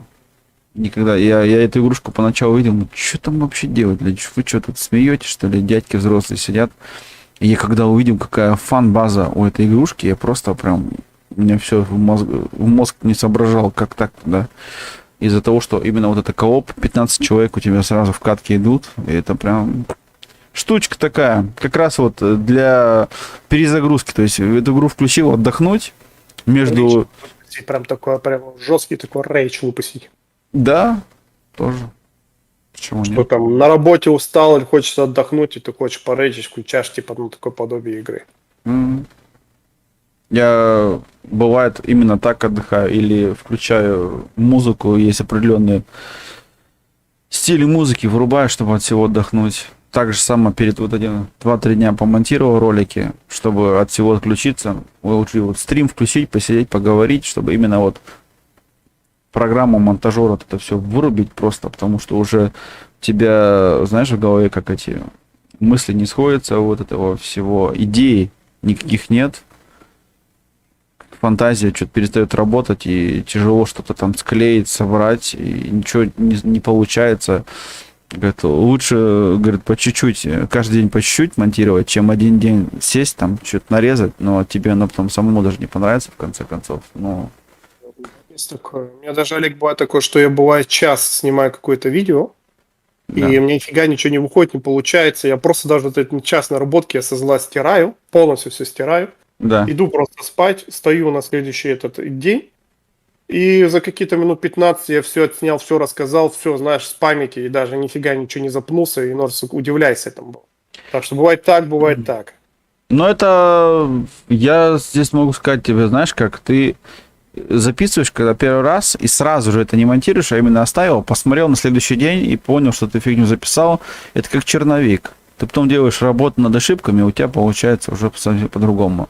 Но самое лучшее подтверждение тому, что ты сделал правильно, сам видишь, тебе надо сделать, показать кому-нибудь. Если ты там, даже ты, если возьмешь там своему сыну или жене, покажешь до того, как ты выпустишь онлайн, чтобы посмотреть реакцию человека, и потом, как бы, ну, что такое тест-драйв. И потом запускаешь онлайн, и ты видишь реакцию. То есть, чем больше комментариев и лайков, ты понимаешь, что, ну, все сделал правильно, да? Ну да, так оно и есть. Это та самая реакция, которая должна, вот, то есть, вызываться. То есть, все у тебя получилось. И, к сожалению или к счастью, иногда непонятно, как оно все работает. И много кто пытается там что-то рассказать, что они знают, как шорты работают. Да нет, никто этого не знает. Это очень тяжело, потому что... Зашло или не зашло. Тут 50 на 50, ребята. Да, Шорты тут 50 на 50. Или да, или нет. тут вообще не, да, тут тяжело, потому что... Олега, извини, я сейчас подойду, слышишь? Да, без проблем, все нормально. Очень, очень тяжелая штучка. Надо просто пробовать, стараться. Иногда, говорю, стараешься, что-то делаешь, но, к сожалению, или не в то вовремя, не вовремя загрузил, или еще что-то. Как-то вот так это работает. Больше тут что добавить. Смоки, ты сейчас в какую игру играешь вообще в данный момент? Написал Рагнарёк, классная игра. Ну, классная, да, тебе понравилось, это хорошо, то есть заценил, отлично. Не все понимают или не все играют, я не знаю, ну, у нас как-то это... Так, настройки. Что тут у нас тут хотело? Расширение.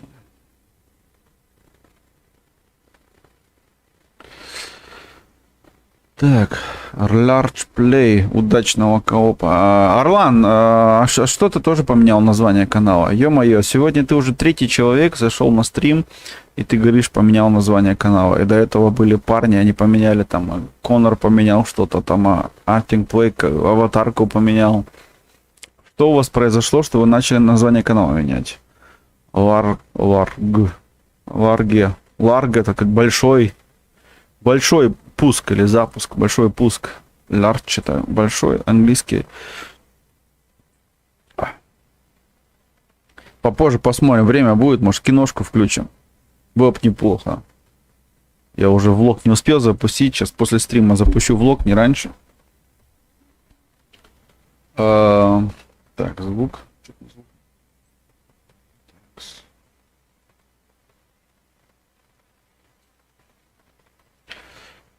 Киношку надо будет посмотреть. Тем более у нас есть игрофильм на канале у Сталкера, есть игрофильм у Тимыча, и у тебя еще есть, Орлан, игрофильм.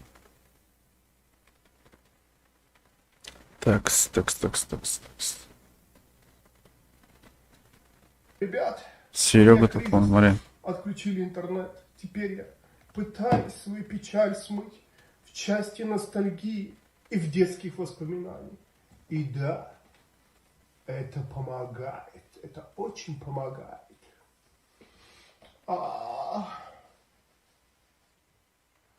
Всем саламчик. Ребят, у меня кризис. Отключили интернет. Теперь я пытаюсь свою печаль смыть в части ностальгии. Just a vibe, I'll be honest. Your love ain't it totally me. I am so. Всем саламчик, народ. Сегодня хочу представить вам вот такое Я вот не менял название. чудо Ну, у тебя под же стояло названием Sega не Large Saturn, или в Play, Японии там, называют её там Sega было Saturn. что-то еще, Для дополнение меня какое-то это было, правильно? 32-битная машина, абсолютный король для 2D игр, который Что-то, мне кажется, у тебя было там еще еще. в июле 95 года. Это абсолютно была моя Зайдите- мечта. зайдите для на моей канал, коллекции, прожмите которая лайк. появилась, не знаю, лет 10 тому назад, эта консоль моей коллекции. С тех пор я играю, обожаю, люблю, блин, ценю просто. Мне кажется, у тебя в названии что-то еще было. Еще раз Какое-то я дополнение. побоюсь назвать королем 2D игр. Ребята, у меня есть точно такой же дополнительный слот, где можно расширить RAM, Save Slots или же хакнуть все регионы. Sega. CD-ROM, CD-шки, чики-чики-пук. Офигенная консоль. К сожалению, умерла из-за ее высокой цены. Это мой новый канал. На тот канал отказывает заявку на монетизацию. О! Всем саламчик, народ. Сегодня хочу Но вот если такой отказывают, вот они же причину чудо указали, под названием Sega какие-то Saturn. пункты не соблюдал или Телефон что им надо? Sega Saturn. Почему Для отказали? меня это Отказывают на заявку. абсолютно машина, абсолютный король. Интересно. для Там уже у тебя двух 2000 игр, подписчиков который было, я выпускался видел. у нас в Европе в июле 95 года. Это абсолютно была моя мечта для моей коллекции, которая у меня появилась, не знаю, лет 10 тому назад, эта консоль моей коллекции. С тех пор я играю, обожаю, люблю, блин, ценю, просто консоль огонь. Еще Да, у раз тебя на этом говорю, канале еще пока боюсь ничего нету. назвать королем 2D игр. Ну, я Ребята, у меня подписался есть уже. дополнительный слот, где можно расширить Подписку RAM, оставил? Save Slots или же хакнуть все регионы.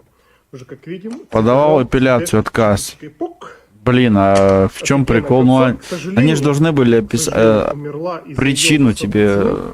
дать. Почему? Всем саламчик, народ. Должна быть Хотел какая-то показать причина маленько по той или иной причине, почему не отказали. Я только что сортировал маленько картриджи, тут раскладывал. И один Интересно. картридж вылетел у меня он из рук. Прям неудачно он ударился об угол ножки. И, конечно же, картридж лопнул. Блин. А картридж лопнул, смотри, Пластик прям. просто лопнул. Вроде бы небольшая высота была, но этого хватило полностью, чтобы это поломать. Теперь не знаю, Ай-яй-яй, что делать. картридж сломался. Думаю, как вариант заказать у китайцев. И... Ну, тот Всем канал-то ты саламчик, еще ребят. оставил? Сегодня хочу представить вот Орлан. такого вот японского Всё, я тут салам. под названием Да-да, Sega смотрим, Mega Сеги у тебя Drive 2, картриджи. который выходил у нас в Да, Европе в там было 93 году. Это, ребята, самая первая консоль. Ну, мы же играли тоже в Сегу, у тебя как раз ты включал. Ну, я купался. Я наконец-то сделал свою мечту, покупался в ванной с картриджами. Да. Много мне писали, ты их там не раздавил? Да я говорю, я осторожно. Главное, что шампанское не открыл их, там не забрызгал все это дело, а то там поплывет. О, геймбой. Да, не, ну а чё? Почему нет? Картриджи позволяют, то есть есть масса, в которой можно это в размашку такой, да, Серега плывет по этим, по картриджам, коробкам. Я вот смотрю, как картриджи так ломается пластик сейчас только что, да, треснул, аж прям, ну, печалька такая, что поделать. Вообще, знаешь, так упал, так и на угол, так как говорится, удачно прям. Да, прям, Луп и сразу отлетел, я такой не понял, такой поднял, по идее у меня пол он корковый из дерева этого, пробкового дерева. да. И по идее там падать мягко, ну, что ничего не произойдет, а прям Но на всё угол равно. стула на и сразу сломался. Мне лично как печально было. Конечно, то что, тем более картридж там, сколько ему лет в обед. Да, Но был бы там, не знаю, там Last of Us 2 упал бы, сломался, там, или... на него сейчас нагиб, Elden наверное, помочь. Ring упал бы, сломался. Я бы так бы не плакал, бы одно более радовался. А вот Ну да, F-Zero, да, на SNES мне очень печально. тем более. Такие штучки еще. Я, кстати, я не помню, тебе отправлял, нет, страничка у меня есть немецкая, консоли Кост. Я там как-то пару вещей покупал, я не помню, какие-то игры были в пакете, ну, потому что у них там как раз вот эти все консоли, игровые автоматы. Я прям обалдел. Чужой контент повторяющийся. Блин, вот смотри, Large Play писал, посмотри в чатике, ему отказали от монетизации. Чужой контент, то, что не его. Да, есть такое, видите, ребят, когда не ты креатор, то есть не ты автор произведения, это сказали человеку монетизации. Шел к этому, вот тебе пришел. Серый контент, у нас говорят на это серый контент. Смотри, ты в курсе, я не помню, вот с тобой мы разговаривали насчет этой темы, нет? Потому что я у тебя видел всякие разные игры. Майнкрафт вообще в курсе, ну, играешь в эту штучку такую, или играл, или... Я сам Майнкрафт, нет, я не любитель. Сын мой одно время ее, когда был более мелким, играл, там что-то строил. Да. Ну, я нет, не любитель этой игры А вообще. у меня только вот, смотри, что хотел показать на камеру, вот. Сейчас, ты, конечно, подождешь маленечко, она, камера моя в это пройдет твоя, там, Ну да. 20 я увижу. Конечно же. Ну, 20, не Так, 20, показывай. этот, блин, как скажи, я скажу. Игрушка, то есть есть несколько несколько у нас дома уже завелось, потому что дети тоже там, что один, то второй.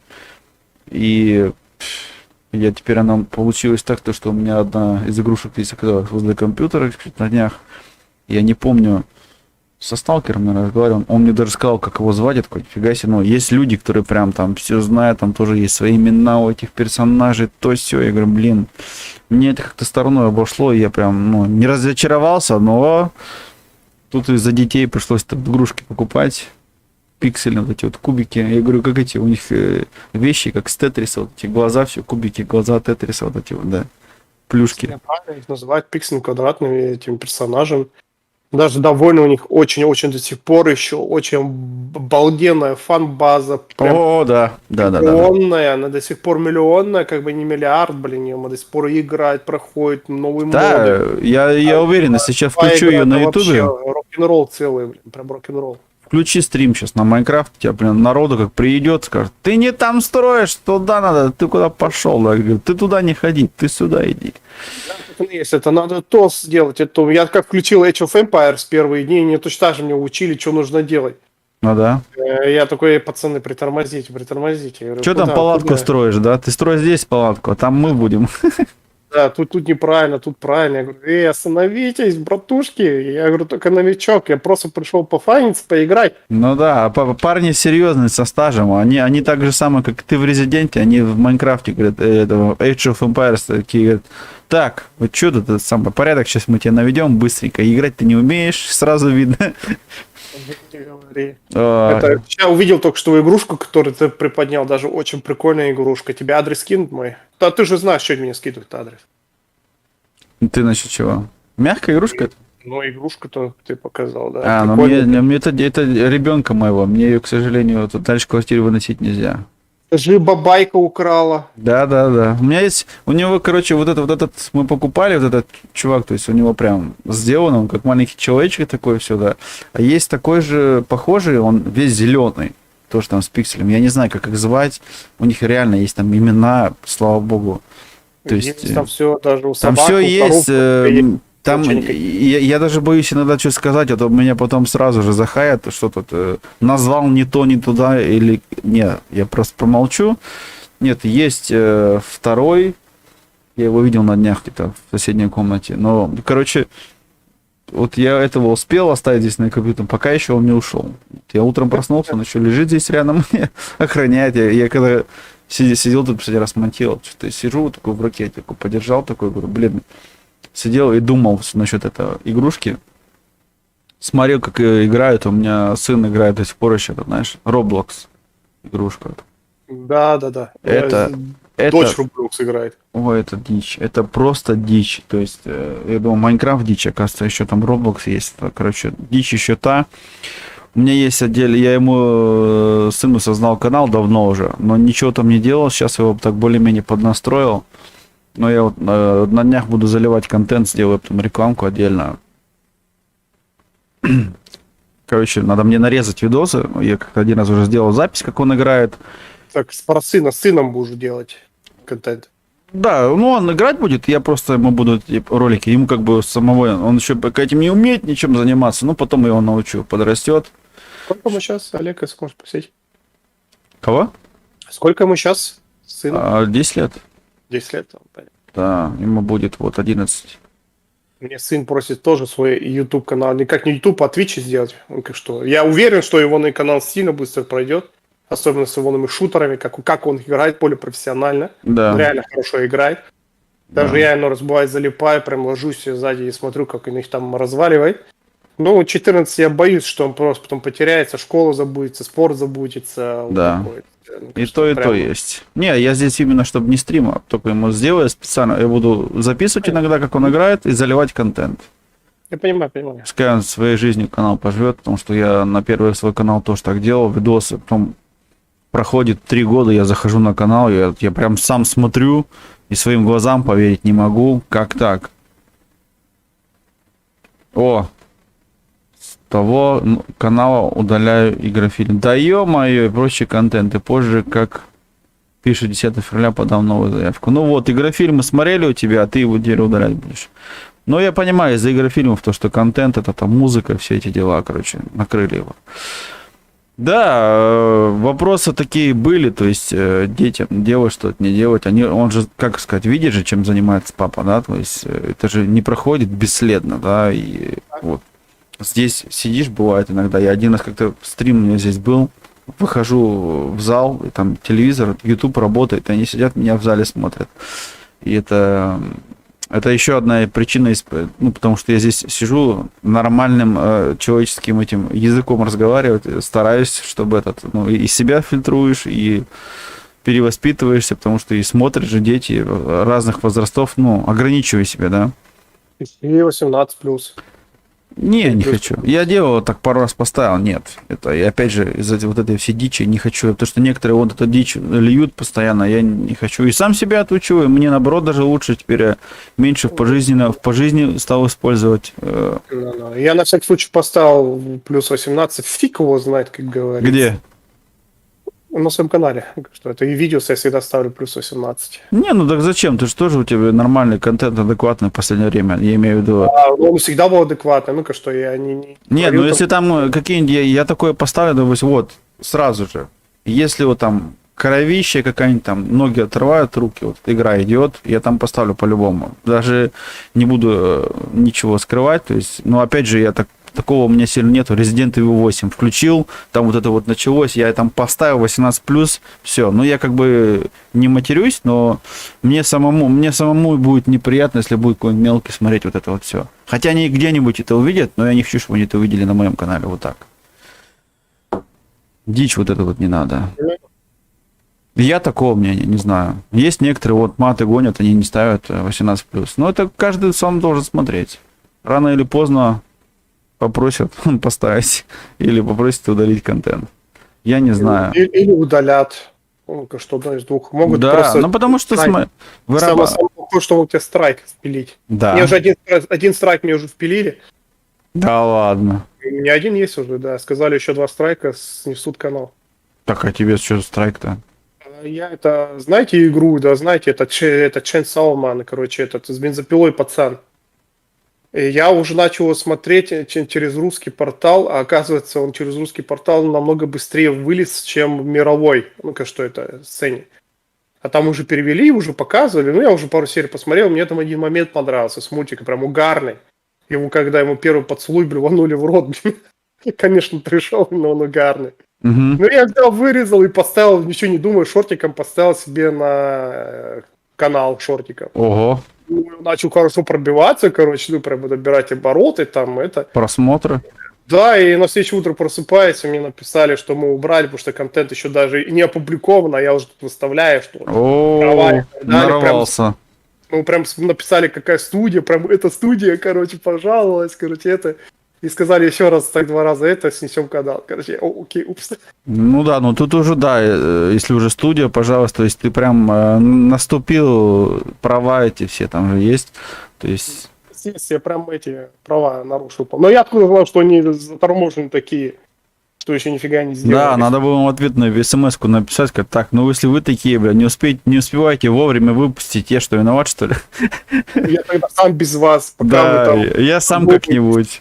Давайте, говорит, поделимся. Говорит, мне провизион просто отстегивайте каждый месяц. Да. Я не буду показывать. А я вам типа рекламу, да? Ну или так, да. Вот, кстати, да. Ты уже, получается, с небольшой аудиторией, но рекламу прям сделал, прям будь здоров. Ну, а... Я набирал это видео прям обороты, прям хорошенько, прям вверх летело. Ну, видишь, раз тебе на него дали красный крест, я из этого, наверное, его и не увидел. Тебе попросили его все-таки удалить, да? Сами меня успилили. Они сами закрыли сразу.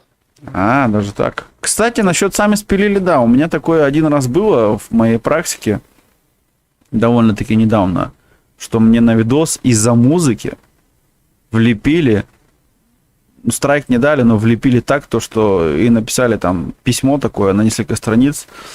Короче, видео было не могло показываться на всеобщую публику. Именно из-за музыки-то этой, да? Да, из-за прав, ну. Да, я офигел. Ну, то есть, обычно как приходит? Тебе приходит Урхеберих, да, вот этот вот права, там авторские права приходит, и там стоит, типа, у вас ничего такого, то вы можете показывать, но если дойдет дело до монетизации, как обычно, то есть у вас не будет монетизации. Ну и что? Чтобы монетизация была, тебе надо сотни тысяч просмотров с одного видоса, чтобы ты хоть пару долларов получил. Это во-первых. Во-вторых, они сказали, нет, с этой музыкой вообще видос показываться не будет. То есть только я его мог видеть в творческой студии. Ты знаешь, как он, низкий лист, да, он был не... В общем доступе не было видоса. И у меня вот такой первый раз в практике, реально. То есть у меня не один канал, где я чем-то занимаюсь, а здесь именно первый раз у меня в практике такое, что мне прям сказали, все, отдыхай, из-за этой музыки твое видео не попадет в общий обзор. Ну, круто. Приехали. Слава богу, я еще не успел там ничего там сильно с проекта убрать. И я быстренько, я его еще и не поставил как бы в открытый доступ, иначе мне, наверное, тоже страйк влепили. То есть я видос только залил, у меня был в творческой студии, чтобы эта обработка была HD, все это пока обрабатывался, и я получаю письмо, такое, нормально. И я давай быстренько заходить в Малави, перерабатывать все, в это место смотрел, где они тебе там пишут, с какого времени, по какое время, да, музыка играет. Мне нужно было именно в этом окошке времени теперь влепить новую музыку, чтобы более-менее подходило. Вот это было очень большое задание такое, получается, уже видос готов. То есть надо было в готовый клип, я уже там не мог не вырезать ни вправо, ни влево, ничего, иначе все бы сбилось вообще, то есть не подходило бы.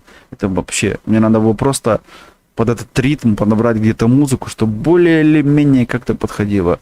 Но, в принципе, и никто сильно не заметил, если честно. Я прям очень рад этому. Хорошо так сделали. Но у меня это прям... сыграла роль такую свою. Я говорю, вот сколько раз было, так что приходило, там где-то отрывок переваливает время, которое это разрешено тебе. Тебе можно 8 секунд, если что. 8 секунд с другой музыкой ты можешь себе, допустим, ставить видос.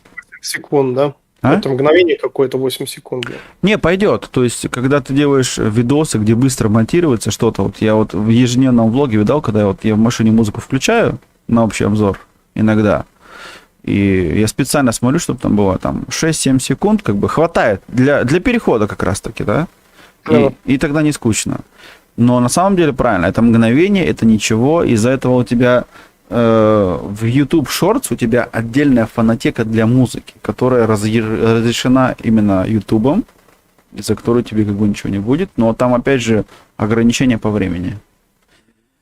Надо это учитывать. Есть такое, да, но я этим тоже пользуюсь частенько.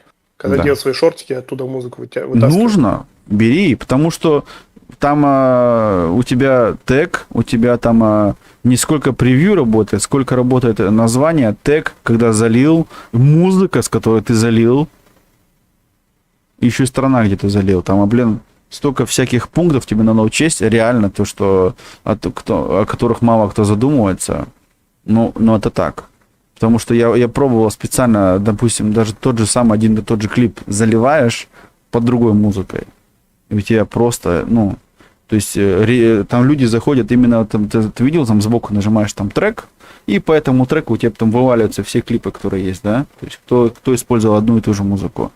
И люди могут к тебе зайти на шорт.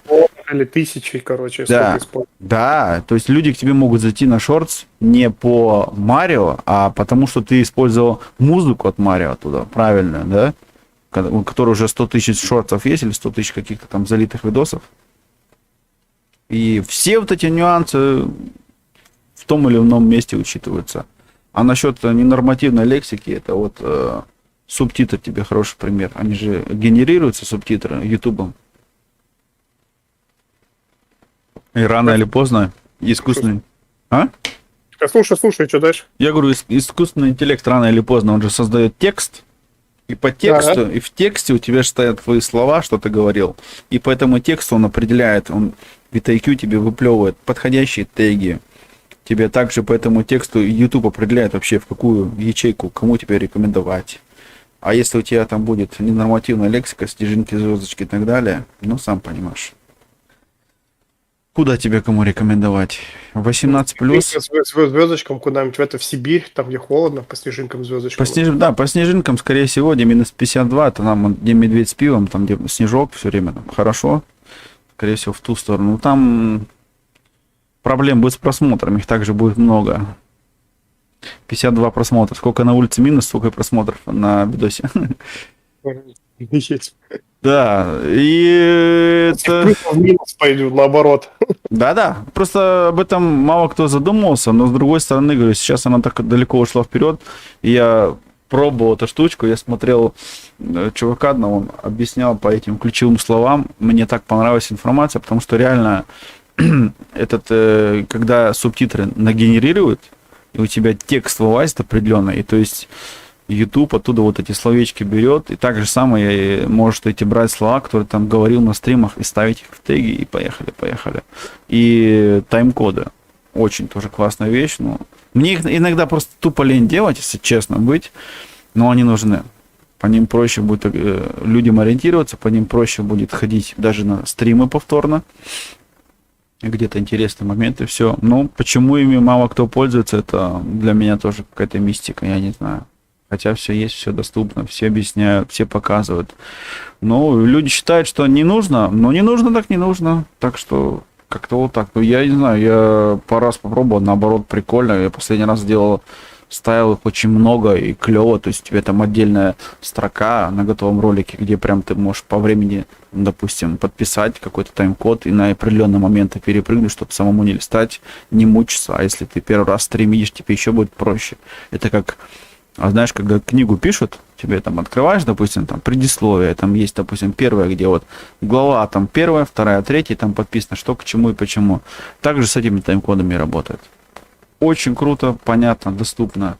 Остался только один нюанс маленький. Нужно их делать. Нужно их делать. Мало кто этим занимается. У меня к тебе вопрос, кстати, вот сейчас, пока мы тут находимся, вспомнил кое-что. Книжка, которую я тебе подарил в том году. Что-нибудь уже готовилось что-нибудь по этой книжке уже или нет? Суп делал. Было что-то такое, прям что ты сказал, Да, такое. Хот-дог какого-нибудь киберпанка. Не, суп делал с Телли. Да? С этим. Как рыба будто вот эти. Супер. Господи. Вспомнить бы, да? Да. Короче, ребята, как по-русски-то рыба-то переводится? Ну, лосося? Редьки, с редьки там, и с редьки, короче. Меретихи имеешь в виду, что ли? Ну, не меретихи, просто редька есть. Просто, да. У нас называется просто рыба. Да. И с редьки я делал суп Телли. Даже очень прикольно, мне понравился. Ну, видишь как. Ну, Просто интересно будет, я вспоминал что-то, думал, блин, там же рецепты такие прикольные были. Еще если как соврал, так все как бы там по темам, да. То есть заморочились люди, сделали там как-то, да. лето более жду. Там много очень есть, что можно кидать прямо на барбекю. Вот это круто будет. Ну да, ну как бы Там ты... мариновать и зажарить по барбекю. Тебе как раз в ту степь сейчас пару градусов на улице температура поднимется вверх, и вперед барбекю врубаем и поехали. Главное, чтобы не было дождя. У нас дожди. Да, у вас, кстати, больше дождей, чем у нас, да? На севере. Как говорится, Нордойчланд. Ветер вот этот вот меня прям все время, я как вспоминаю север, ветер, мне все не то, вообще не мое. Что Гамбург, у вас там Бремен, я в Киль ездил, вот, Любек, блин, ну что такое, ну это вообще... Я вот, когда в город туда куда-то едешь, на юга туда, как-то даже попроще. Ну, то, что, конечно же, с ездой потяжелее, как бы горнистая местность, но сам то, что факт, то, что у тебя ветер гору задерживает, и совсем по-другому та же самая погода воспринимается, чем на севере. За вот это вот. Да. Фляхлянд есть фляхлянд. Да. Тут ничего не поделаешь, ветра ничего не задержит, ветра ничего не удерживает, вот он летает здесь как хочет, да куда хочет. Да и, кстати... Без тормозов, можно даже сказать. Что-что? Без тормозов, можно сказать. Да. Это отдельная история. Да, тут смотрели твое этот самое. Вот я сейчас включил стримчик, я показываю там про книжку. Что еще? Рыбка, вот. Коптил-то недавно рыбку, вот. Я-то горячего копчения делаю. Для холодного у меня пока ни места, ни оборудования такого еще ничего нету. Ну, типа, смотрю, холодненького там было прям нормально так выглядит. Как настоящее. Сколько на времени ушло на этот процесс? Это и есть настоящее. Я знаю, блин, не говори, я сейчас слюной подавлюсь. Время, да немного времени уходит. Не? Нет, ее солишь сутки, сушишь. Я всегда сушу под вентилятором, ложу с вечером, с позднего вечера на следующий день. И коптишь часов 12. И даешь еще сутки повисеть. Вот считайте, и готова рыба. Угу. И ешь с удовольствием, с тебе бутербродиками, там прям на хлебушек белый с маслицем, там я даже беру, короче, в пакетик открываю, прям всякие приправы попробовал, там, Ну, надо, без приправ как. всякую, там укропчик туда или еще чем-то, такая вкуснятина. Блин. Вот видишь, сейчас кто в чатике, там слюной не подавитесь, потому Я что щас это... теперь голодный такой сижу, короче, сейчас сам хавать хочу уже. Сам аж это кушать захотел. Что же, пельмени переварились, все? Пельмени, не, я пельмени детям варил, я вчера еще картошку тушил с грибами, картошку доедал. Тоже нормально. Блин, вот я уже пару дней сам все. Надо грибы купить. И так вот до магазина, вот в одном единственном магазине нашел, прям, где берешь их, как будто вот на поле собирали, вот их позавчера запаковали, заморозили, и потом ты их распаковываешь дома, такой запах стоит прям. Но все никак не доеду до магазина. Считаю, что у нас в Германии очень мало продается сортов грибы. Ну, у нас только одни сорты продаются, это блин, шампиньоны долбаные. Не, шампиньоны это для меня это так не считается. Это Нет, это не гриб, это не гриб. Белый гриб, в Алди съезди, в Алди есть один сорт. Короче, Вальдпильцы называется на пакете, да, и там прям реально белый гриб, и это просто вот, я последний раз до того было это все прямо там даже земля аж хрустела на зубах местами, такое нормально, думаю, ребята постарались. Ты пакет открываешь, вот как вот в Сибири, как будто в лесу собирал, заморозили и положили туда, это просто бомба. Я картошечку жарю, вот эти грибочки, да, и поехали. Чесночок, лучок. Например, у азиатов, это Олег, я смотрел, у них более продвинуто, прикиньте, они там всякие разные, короче, грибы, сорта, прям свежие продают. Ну-ка, что это они едят, там в барбекю тоже добавляют, жарят, их варят. Если у нас такие грибы бы продавали бы в Германии, да я, блин, в основном только ими питался, потому что они офигенные, блин. Знай, надо где покупать. Есть места, съезди где-нибудь на базары, где вот продаются именно. В обратный базар, если в большом городе живешь, могу еще поверить, если я, как я, более, как говорится, у нас тоже Папенбург не маленький город, но все равно считается отшиб. Да. Если там Гамбург такой, как говорится, большой город, или Кёльн, ну, ты понял. Да. То я могу еще поверить, что там на базарах такие... Ну, или в интернете заказать у нас сейчас. Диковинка. Модно стало уже заказывать домой еду. Я такой, блин, нормально. Но я все равно любитель сам прийти, потрогать и взять. А много уже, говорю, вот пошла контора, сейчас эти все пошли. Доставка домой, да, все, заказывать. Не знаю я. Когда-нибудь будем. Я привык готовить это раз, и, как ты говоришь, надо потрогать своими руками. Да, я все равно, у меня, допустим, сейчас хорошо, несколько лет назад Реви-магазин построили у нас недалеко прямо от дома, то есть меньше километра. И все равно и на машине едешь, но потому что надо горку вверх ползти. С другой стороны, пришел там овощи, также взял, там я недавно попробовал, мне понравилось, там есть японские баклажаны, да. Блин, ну, с другой стороны, как бы там чего японского, что они тоньше и длиннее, да. Цветом чуть-чуть такие, знаешь, как фиолетовые, прям посветлее. Но по вкусу баклажан. То есть, что возьмешь что большой баклажан, что вот этот японский баклажан. С грибами, да, я тоже это заметил. Здесь с тобой прям, можно согласиться, прям сразу же сходу. Сам люблю грибы. Заменитель мяса на грибы. Но, блин, реально мало сортов. Ну, есть места, конечно, где можно найти. Говорю, сходи в Алди, когда будет привоз, посмотри, в Алди есть пакеты. Я обращу внимание обязательно. Ты обалдеешь просто. Я говорю, я наткнулся на эту систему, я не помню, годика 2-3 назад. Мне подсказали, потому что у меня там в Алди 2 бывших соседа работают. То есть один там уже там двигает все это, второй только на кассе. Но тем не менее, он говорит, когда именно привоз, прикол в чем? Фишка заключается в чем? Они привозят очень мало, И там, если ты сразу не успел взять, ну, все, то есть пиши пропало, да, через 2 дня пройдешь, там ничего не будет. Там брокколи будет, там морковка вот эта замороженная. В замороженном в холодильнике надо смотреть, в пакете. Там грамм 300, наверное, пакетик, не больше. Но того стоит, реально. И базары вот эти вот всякие, да, у нас, где я покупаю китайскую еду, у нас там человек, он такой магазинчик себе сделал, у него там вот эти приправы, специи, соя, прям, блин, как вот у немцев кетчупа в магазине, так у него соевый соус, такая полка, знаешь, длинная, то есть там вперед, чего только нету, и они реально любят грибы, все бобы, все добавляют, все вот это вот. К сожалению, аллергии на сою в последнее время. Да. Тоже сои сильно ел. Мясо добавлял сои, да почти в каждую еду и сою пихал. Ну, Вкуснее. ее надо в меру пользоваться, если, я не знаю. Вкусно, особенно в мясо, если где-то что-то делаешь, маринуешь. Я Да. говядину прям обожал. Но она дает такой этот азиатский, вот этот, как говорится, ароматику Азии. Вот, сои. Есть. Но у вас, в принципе, зато с рыбой, мне кажется, попроще, нет, на севере там? Или нет? Или тоже так же? Ну, что ж, так же рыбу. Или ты рыбачишь сам, ну-ка что, я прошлый год мало рыбачил. Да. Но я все равно, раз сходил, я хорошо поймал угря, я угря маленько закоптил. Ну-ка что это? Да, вот эта вот змеюка жирная, да. И ну-ка что это? Так с рыбой она везде одно и то же.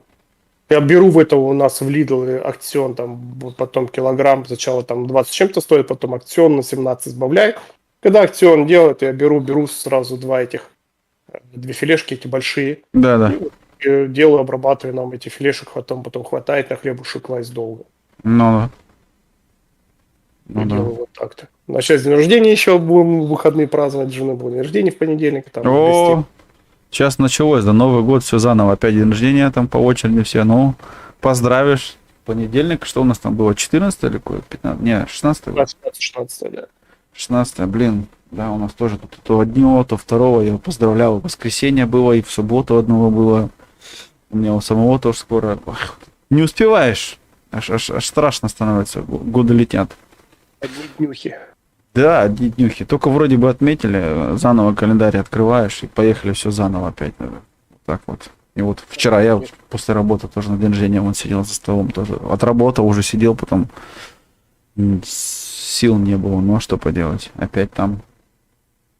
Да, все заново. Заново год, заново вот это вот все. И ничего ты не сделал. И так каждый год.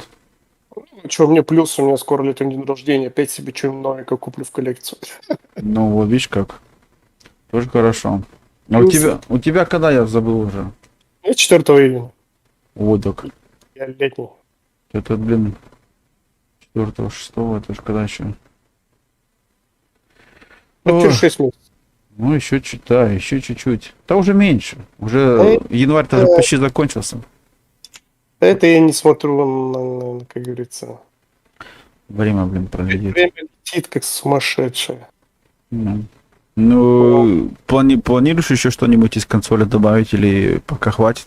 У меня сейчас вот вторая вот добавилась, одну, которую уже обозревал, Amiga 500 мини. Одну добавил, я не буду говорить, какую, мне еще нужно ее Не, обозревать. потом, И да. одну еще хочу себе, еще одну хочу, она чисто была японская, она продается тоже только на японских регионах, тоже мини.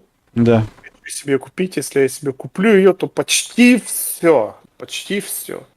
Другую, которую хочу, я уже считаю, это уже никак не консоль, это получается, знаешь, такая здоровая, такая называется Pandora аркадный автомат, короче, настолка идет. М. Ну, вот так. А потом там посмотрим, что нового выпустят. Анонсировали PlayStation 5, слимку выглядит даже, очень сказать, неплохо. Выглядит намного лучше, чем самая первая PlayStation 5. Да. Выглядит реально. Более уже похоже реально на игровую консоль, а не на монстра какого-то. Мгм. С выплуком, когда оставляешь, короче, диски. Выглядит реально хорошо. Посмотрим, обратим внимание на нее. Ну, обратно говорю, будет ли она нужна вообще или нет, на это тоже надо будет обратить внимание.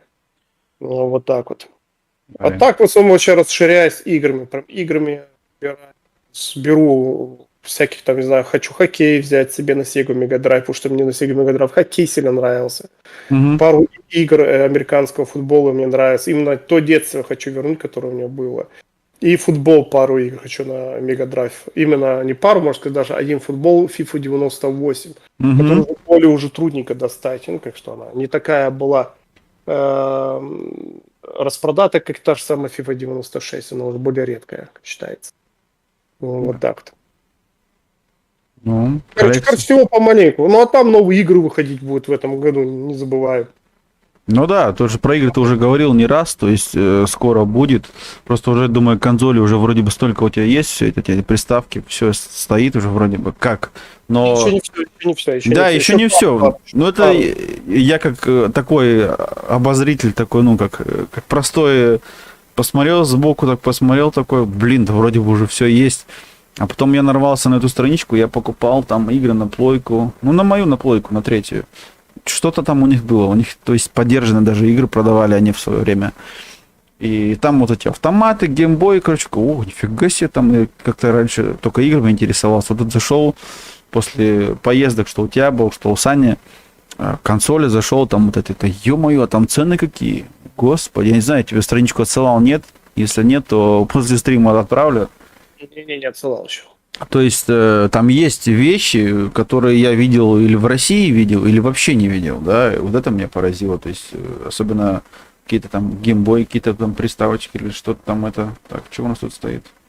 Да и всего много. Ну-ка что, Да, прям всё. реально всего много. У меня как-то были два больших автомата, как вот в казино, такие прям игровые, да, на деньги такие были. Но потом, поскольку они занимали охренеть сколько места, и все работало, все было протестировано, все работало. Ты убрал их или что? А? У тебя были игровые автоматы, я правильно понял? Да, но они были как игры, вот как с казино, которые, знаешь, на деньги, не такие, как автоматы. Это офигенная вещь. Да, они были два, и, к сожалению, они продались, потому что они у меня были, когда мы жили в другой квартире, места не было. Потом пришлось их в подвал ставить, и потом я их продал. Я до сих пор не понимаю, нахрена я это сделал. Честно, я тебе не могу это объяснить. Я не могу это сам себе объяснить и простить. Я их Да, и сейчас, получается, прошло 10 лет, как я их продал. И за 10 лет они не то, что потеряли в цене, они, наверное, стали в 5 раз дороже. Это, во-первых. Это, во-первых. Во-вторых, у меня они были реально в таком состоянии, что я их когда покупал, то есть я их покупал за относительно такую смешную цену. Они у меня были годика, наверное, 4-5 даже, скажем. 5, наверное, лет у меня они были. Два автомата были, причем два от разного производителя. И когда я второй покупал, на нем была еще даже лицензия игровая, она дается на 5 лет. Там у меня лицензия рабочая была, там что-то на год, что ли. Там одна лицензия стоила сколько денег. Ну, как бы ни было. Что поделать. Что сделано, то сделано. А теперь я захожу иногда в интернет, забиваю название этих автоматов, там где-нибудь Kleinanzeigen или eBay, да, смотришь на цену, и аж плакать охота. Так всегда. И особенно самое, знаешь, что самое прикольное? То есть я продал нормальные аппараты, которые там уже были даже светодиодовые лампочки стояли. Один был еще нормальной лампочкой, второй уже светодиодовые, музыка, все было. Монтан, привет! Димон, здравствуй! Привет, мам. И, блин, все работало, там и деньги давал, там и играла, музыка, все играла. Я не знаю, что в жизни за ситуация была. Я их продал, прошло 5 лет, и что-то я начал про них вспоминать, и вот недавно опять наткнулся на вот эту тему, вот такой, думаю, ё-моё, вот сейчас бы не то чтобы продать, просто даже один факт, что они есть, и были в идеальном состоянии, с ключами, ничего не сломано, ничего не треснутое. Евро или марками? Не, в еврох уже было все. Евро уже были же, это кто, фига себе. Да, в еврох. Я короче, могу даже сказать, ну, секретов никаких нет. Я когда бросал с табачным делом, этим, с курением, да, я деньги, короче, все собирал и играл в него, там, заряжал. Я там за полгода столько насобирал в монетах. Пошел потом в банк, сдал, и у меня было прям очень много денег. Не буду, правда, говорить, сколько денег я насобирал там, да. У меня это была такая большая интерактивная копилка, короче. Офигеть, блин. И там что классно, знаешь, у тебя сзади в автомате прям такие вот стаканы прям стояли, вот эти пластиковые, вот эти колба такая, ты ее достаешь, кассета, там прям линейкой уже все размерено, ну, по заводскому все, то есть это не я рисовал, там уже были прям размечено все, сколько, допустим, на определенной линии, сколько денег, и я через пару месяцев, когда открыл первый раз, я увидел, сколько там уже внутри денег есть, это просто обалдел, то есть себя в эти колбы по 2 евро, что ли, собирались, если мне не изменяет. А внизу был такой специальный большой такой, банка такая была большая. Там уже от 10 центов до 1 евро вся мелочь туда сыпалась, да? А в этих стаканах там подушки были. Блин, я тебе говорю, я когда первый раз оттуда деньги вытащил, через 2-3 месяца отнес это все в банк. Не, ну реально, скажи мне сейчас реально любопытно, Саша, это сколько можешь накопить денег, когда не куришь? Много. Ну, либо... Ну, больше штук я накопил за 3 месяца. Охереть. Я тебе говорю, у меня... Бросайте курить, кто курит, бросайте курить, слушайте. Вот просто да, вот смотрите, вот вам живой пример. Ну, конечно, у нас просто табак так стоит дорого, да, я курил много, но я тебе могу больше сказать. Я вот когда последний раз в магазине мы ездили с женой, закупались, и я же, ну как, я уже не курил, вот сколько будет уже, скоро будет уже 11 лет. И я смотрел на цену, мне на днях рассказывали пацаны, там в Англии стоит охренеть как много денег, да, пачка. То есть у нас стоило там 10. Господа, хорошего общения, я пойду. Все, понял, Миша, в Need for Speed, супер. Ты можешь сюда прям в чат ссылочку бросать свою на Need for Speed, если сейчас стрим включишь.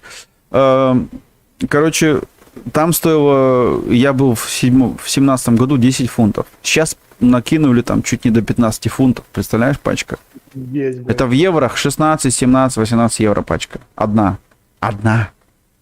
За эти деньги, блин, можно 2 ящика пива взять, неплохого. Ну, это так. Конечно, хреновый пример, я понимаю, но он как бы есть. Смотрите. Миша написал. Да, я знаю, в курсе. Ну, такой, здесь ты столько не выпьешь в Германии. Нет, так не получится. Потому что здесь пиво намного крепче, лучше качество, и здесь будет тяжело с такой пидорас. Можно будет умереть. Что еще хотел сказать-то? Здесь, получается, мы заходим в магазин, я смотрю, такие, я думаю, блин, в Англии дорого, там борются с этим, знаешь, как бы сказать. У нас говорили всегда еще, самые богатые люди, это которые бухают и курят. У них всегда есть деньги на сигареты и на выпивку. Приходим... Люкс, согласен. Всегда есть. Это хоть что, вот идешь в город, у человека нет зубов, у человека нет денег на хлеб, но он стоит, курит Мальборо, у него есть пиво в руке, все нормально. Тут даже, блин, тяжело что-то добавить. И получается такая тема. Смотрю на сигареты, вот в магазине, тоже не буду сейчас говорить, какой магазин. Ну, у нас, ты сам знаешь, в Германии насчет этого проще, то, что все сигареты стоят одинаково дорого. Хоп! Я смотрю на ценник 14, 15, 16. Большие пачки, но стоят уже 14, 15, 16. То есть уже здесь тоже с Нового года накрутили цену, этот налог на табак. Ты что думаешь, кто-то пойдет бросать, что ли? Люди до того зависимость держит. Да, зависимость. Думать не думают, а там... Если бы нормальный был табак, было бы намного проще бросить. То есть есть марки, где нет вот этих вот примесей. А все остальные вот эти ходовые, которые рекламировали когда-то еще по телевизору и не рекламировали, или рекламировали где-нибудь на постерах в городе, там же у тебя есть парфюм, всякие бензолы, мензолы, там, короче, столько всяких вот ингредиентов добавлено, чтобы тебя делать вот этим зависимым, да, и это просто дичь какая-то. И у них хорошо получается, смотри, сейчас если за 15, вот прикинь, 15, я вот в день у меня уходило 30 штук, то есть большая пачка, в то время бы она стоила 7, сейчас я бы каждый день отдал 15. 15 умножь на 30 дней, на весь месяц, да. То есть, если каждый день я буду по пачке уничтожать, по 15 евро, да, тут 10 уже 150 евро. У тебя получается 450 евро ты отдал, да, за месяц. Представляешь? 450 евро в месяц, это в год у тебя будет 5400, да, в год. Жесть. Я вот сейчас сижу, думаю, реально просто в шоке. Ты понимаешь, ты, как, тебе, как у которого хобби чуть другое, ты сейчас 5400 возьми денег в руки, я тебе дам страницу, где продаются всякие финтифлюшки для того, что ты собираешь. Ты там как разойдешься, блин, у тебя почта будет приезжать 2 недели подряд домой. Я не думаю, я все равно, ты знаешь, я коллекционирую именно то, что я хочу и то, что я играю. Ну, там и есть вещи, которые 100 пудов, я думаю, тебе понравятся. Я сам там сидел, как такой, ничего себе, даже такое еще продается. Игрушки какие-то реально крутые. Да, там есть. Даже если просто настоящий аркадный автомат, который ты будешь стоять вовремя. У меня... Это не обсуждать, ты что, это классно, конечно, это Да, кайф. у тебя, я видел бильярдный стол, где если в этой комнате у тебя такой будет аркадный автомат, такой прям мощный, где вот там уже с музычкой такой, MP3 музыка будет, LED подсветка. Блин, это вообще мечта. Я, честно сказать, туда хочу поставить флиппер. Ой, это вообще молчи. Я флиппер, блин, в Италии, когда приезжаем в отпуск, я это первым делом, что иду в игровой вот этот салон и играю, стою. Потому что там забросил 50 центов и стоишь 10 минут, прям не успеваешь за мячиком смотреть. Там железные все дела, шины. Как Кайф. надо, короче. Они... Флиппер. Ты видел, сколько они стоят? Ну, я смотрю, это у eBay Kleinanzeigen нормально хочется брать, от 2,5 начинается. Ну, я вот нашел в хорошем, новые там, да, то есть выбираешь тему, там тема Бэтмен, тема Спайдермен, да, вот эти все штучки. То есть там 5-6 тысяч евро, это просто как делать нефиг. Это такой просто домой, ё-моё, неужели? Я думал, они всегда им стоят, знаешь, подешевле. Ага, не тут-то было. Очень дорогая штука. Очень дорогая. Если бы у меня была комната для этого отдельная, я бы по-любому такую штуку, наверное, завел себе рано или поздно. Ну или минимум бильярдный стол. У нас бильярдный стол есть такой маленький, такой настольный, чуть больше клавиатуры, такой ребенку покупали, который можно, знаешь, переделать, там, то есть переворачиваешь его, там у тебя футбол, вот этот настольный, вот этот футбол, как кикер, да, здесь переворачиваешь, там, бильярд, такие палочки, все было к нему там, ну, прикольно. Как бы место не позволяет в квартире, но ничего, когда-нибудь, ну, флиппер это, блин, он место занимает, конечно, меньше, чем бильярдный стол, я говорю, я, может, когда-нибудь у меня все-таки это клинит что-нибудь здесь, я не знаю, и точно такую штуку возьму или в Kleinanzeigen найду где-нибудь в хорошем состоянии, посмотрим. Надо просто, я в такие вещи верю, когда-нибудь в нужное время, в нужном месте ты вот так вот зайдешь в интернет, кто-то поставит ее с рук продавать, и ты прям вовремя зашел, вот она, беру. Да, там, не знаю, ходишь и сосед, слышь, говорю, мне флиппер там в гараже стоит, никуда не могу деть, слышь, тебе нужно? Возьми, забери его. Да. Только без проблем, братан. Я, говорю, тебе даже на горбу сейчас оттуда заберу, принесу домой. Да? Ты только поскакал быстро, на тебе 50 оров. Ну, сказал, ящик пива, да купи себе сколько хочешь ящиков, давай флиппер сюда нафиг. Да. Такие случаи тоже бывают, и даже неприятные. У меня тоже такие пару случаев было именно с консоли. Ты заходишь, и тебе говорят, слушай, ты собираешь, да, ну на тебе пару штук, так и так смотришь, реально это мне? Ну да, забираю, ну ладно, спасибо, чё. Ну, это у тебя праздник, салют, ты аж кричишь внутри, да. Да, тебя разрывает, как бы сдержаться, да? Не говори, что есть. Не, ну блин, Миша, это круто. Привет, да, Миш, привет, здравствуй. Это еще та тема, то есть я вот сам так пару раз у меня было, ну, конечно, не с такими дорогими вещами, но даже какая-нибудь мелочь, которую ты хотел бы купить, или у тебя просто нет, вот тут тебе говорят, вот, а я все равно хотел выбросить, типа, да, и это прям такой, нифига себе, потому что у каждого человека свои ценности, что для тебя драгоценно, для кого-то это бесценно, они реально в данный момент, что ты ищешь, хочешь купить, кто-то это выносит на мусор, есть это вот... Жизнь такая, не мы такие. Потому что для кого-то игры на консоль старые, ненужные штуки, там, а для кого-то это вот коллекционная какая-то вот полочка новая забилась, да, там какие-то определенные диски на PlayStation, да, там собирают. В свое время, когда продавали на плойку на первую, блин, да кому она нужна, да, теперь у меня оказалось плойка первая стоит, игр нет вообще. И пойти сейчас на базар, куда-нибудь на фломаркет, вот эти вот блошиные вот эти вот базарчики там, вот эти вот, тяжело. О, привет, Сань, Golden Fox здесь. Привет, Олег, привет, Сань. Да, сейчас нормальные какие-то в хорошем состоянии игры тяжело даже стало найти. Смотришь где-нибудь в интернете, в форумах, на eBay смотрел, цены какие-то нереальные запрашивают. То есть я на тройку покупаю за 10, за 15 евро 6-8 игр сразу в пакете. А тут на PlayStation 1 типа 15 евро одна игра. И то еще не факт, она работает или нет. Ты же не проверишь ее. Смотря еще какая игра, что за игру там Да, покупаешь. да. Когда хит или не хит, или просто там, не знаю, какая бельберда с Барби. Угу. Если у меня так один раз случай был, Олег, я тут соседи начали одним время, как, не знаю, с ВАПа сходили, стали выкидывать, ну, как шрот у нас, мусор, типа. Да.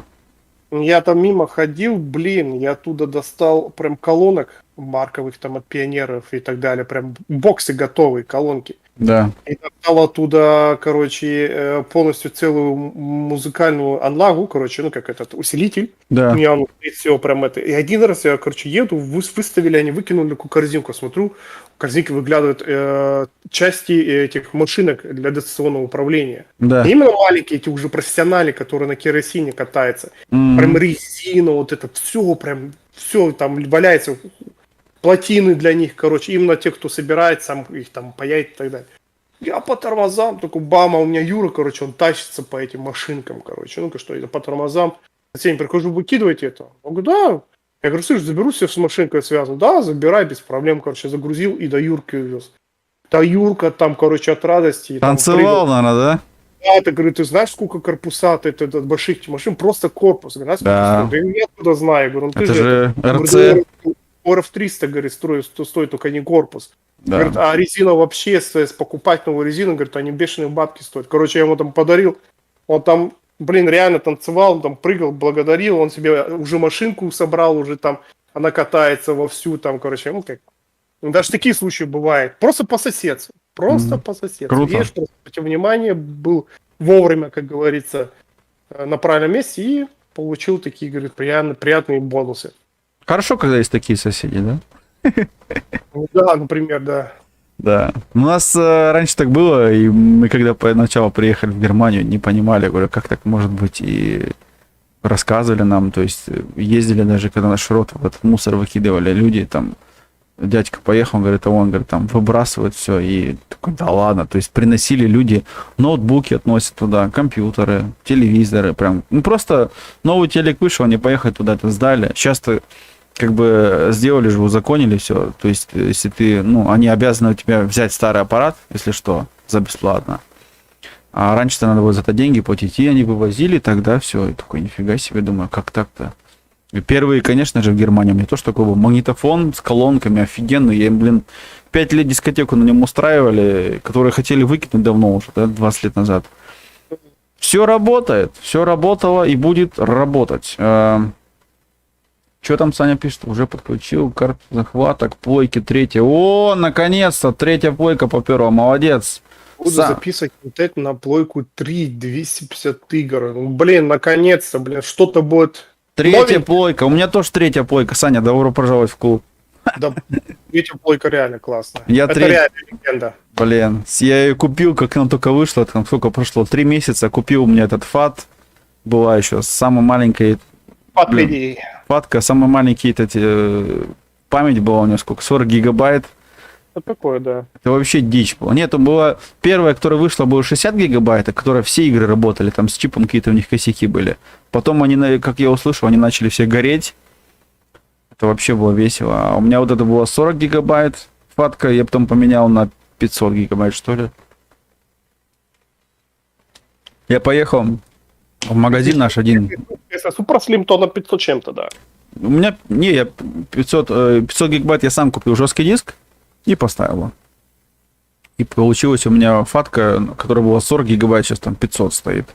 А вторую, которую я купил, Slim, там что-то, не знаю, там сколько, 300 или гигабайт, сколько, 320, я даже не помню. Но что-то такое тоже есть на второй плойке. Ну, мне даже, если честно, так это неинтересно. Я просто спросил, работает. Приехал домой, включил, карту захвата поценил, работает. Ура! Саня, поздравляю, давай что-нибудь такое, Golden Fox, запиши, пожалуйста, что-нибудь такое, контент такой, который не показывают 30 каналов подряд в одно и то же время. Именно такое, что, пожалуйста, не Resident Evil, не Бога войны. Человек-паука на третьей плойке стримит на YouTube. Включи что-нибудь там, Тетрис. Даже не Человека-паука, а реально что-нибудь такое, что, блин. У тебя же 250 игр. Найди какую-нибудь такую ностальжи, которая была на плойке в то время клевая, но ее сейчас никто не показывает. И как ее там, который все играют, тоже на машинах катается, стреляет про мафию, то, господи, как ее называют-то? GTA, короче, не GTA, блин, а реально, что... Это будет круто. Но у меня, кстати, плойка-то тоже третья, поскольку здесь и стоит, у меня игр много, руки не доходят. Но как руки дойдут, я специально включу такую игру, которую никто не стримит. Я буду выбирать, но я включу ее. У меня там хватает насчет этого. Сделаем. Что-нибудь придумаем. Гран-туризма! Вот, правильно, включай Гран-туризма. Гран-туризма уже приятно даже аж почитать, что Гран-туризма. Гран-туризма. Мне было Гран-туризма обидно, когда Макс Пейн 3 нормально пойдет, прям наша. Макс Пейн тоже классная вещь. Да. А то скоро же выйдет Макс Пейн ремейк сделают. Вот это тоже, честно сказать, я жду. Вот этого я тоже жду. Думаю, неужели Макс Пейна нормально сделает? Подтачьте графику и так далее. Вот это тоже я жду. GTA 4. У GTA 4 я буду играть. Не, включай лучше Макс Пейна. GTA 4 я включу. Да, ну, включай Макс Пейна, там, не знаю, Гран Туризм. Да там много чего есть на... На плойку 3 вообще кайф. Блин, я жду. Прям база игр, прям классных игр, и всякие стратегии, всякие там РПГ есть. Да там есть что показать. Там платформеры классные. Гран Туризма 5-6, да, врубай. Я вот шестую, мне бесит то, что они повырубали серваки, все. Хотя люди играли, на третью PlayStation они серверы повыключали, я онлайн поиграл, все, теперь не могу ничего делать. Обидно, прям досадно. Олега Батькович, я, честно сказать, маленько уже подустал. Да, понятно. Лежать хотя бы с часок. Все понятно, все понимаем, все хорошо. Я никого не буду задерживать, все хорошо. Если подустал, базар не. Итак, Мари, блин, что, 2 часа, что ли, уже? Ё-моё. До этого более часов стрим. Уже даже 2 часа, да, прошло. Ничего себе. Может, паузу сделаем. Слово, не знаю, если контент, можем сесть обратно, поговорить. Слово потрещать. за слово. Да, мы это как-нибудь сделаем чуть попозже, обязательно. Потому что сейчас надо будет пойти, наверное, ужин чуть приготовить, поучаствовать в этом процессе. Хавчики поговорили, я теперь хавать хочу тоже. Пельмени, я знаю, что я отсюда уже чувствую пельмени запах. Да, у тебя сейчас качество, вот этот нос, все вот эти начали работать. Тебе все хорошо. Да. Ну, как мне по-разному, Олег, по-разному, все по-разному. То хорошо, то так, окей. За километр чувствуешь. Супер! Посмотрели, пообщались, очень был рад, потому что завтра, ребята, у кого будет время, завтра утречком, точнее, уже у нас будет уже обед, по Москве вообще будет уже после обеда. В час дня по немецкому времени у меня будет специальный гость завтра. Я как раз буду кушать, готовить на кухне стоять, Да. И включу, как раз посмотрю вас. Завтра заходи в гости. Ты знаешь, кто будет? Ладно.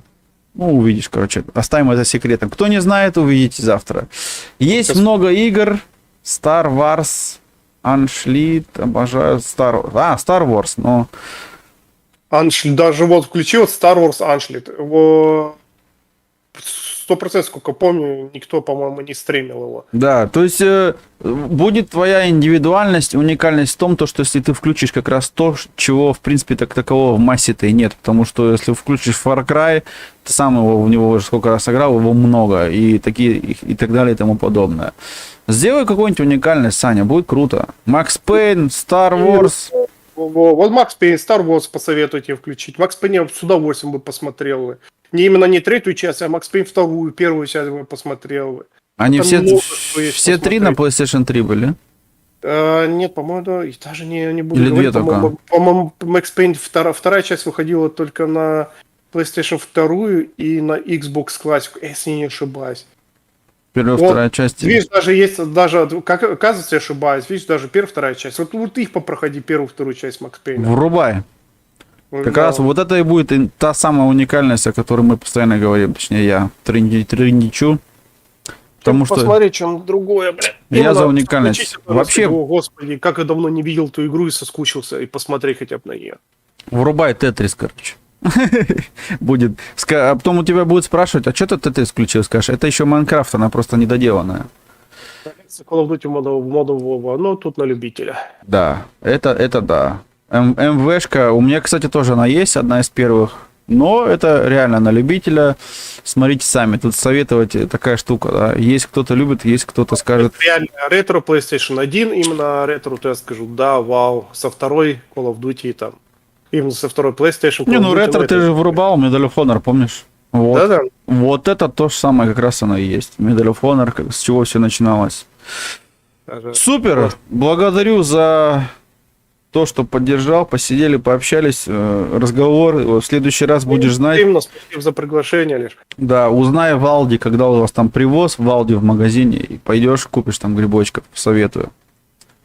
Это не вот эти вот шампиньоны, а вот нормальный, прям белый гриб, ты почувствуешь, вспомнишь. Потому что Леш, реально вкусно. да. И я тебе сам наговорил, вот сейчас вот встану и поеду в магазин, потому что это пока еще не поздно. Да, да похавать. Вот Red Alert 3 это стратегия. Да, скорее всего. Что знакомо, но я сейчас не помню, реально. А, этот Command of Conquer, да, вот этот.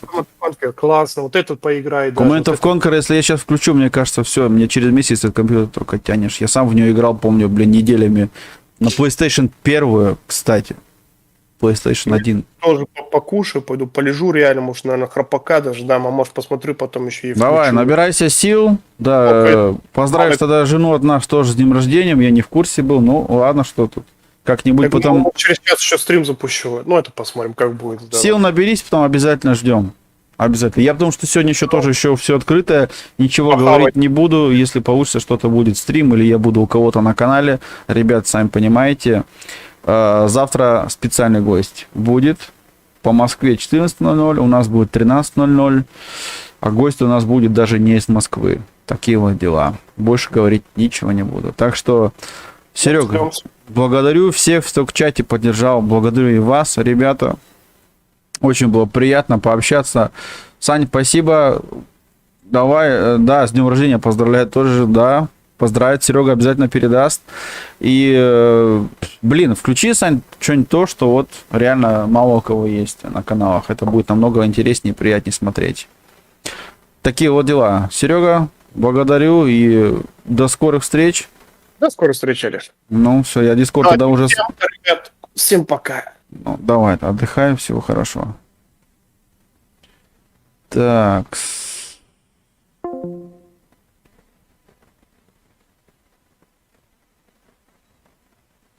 Что не играет? Почему не играет музыка? Продолжение следует.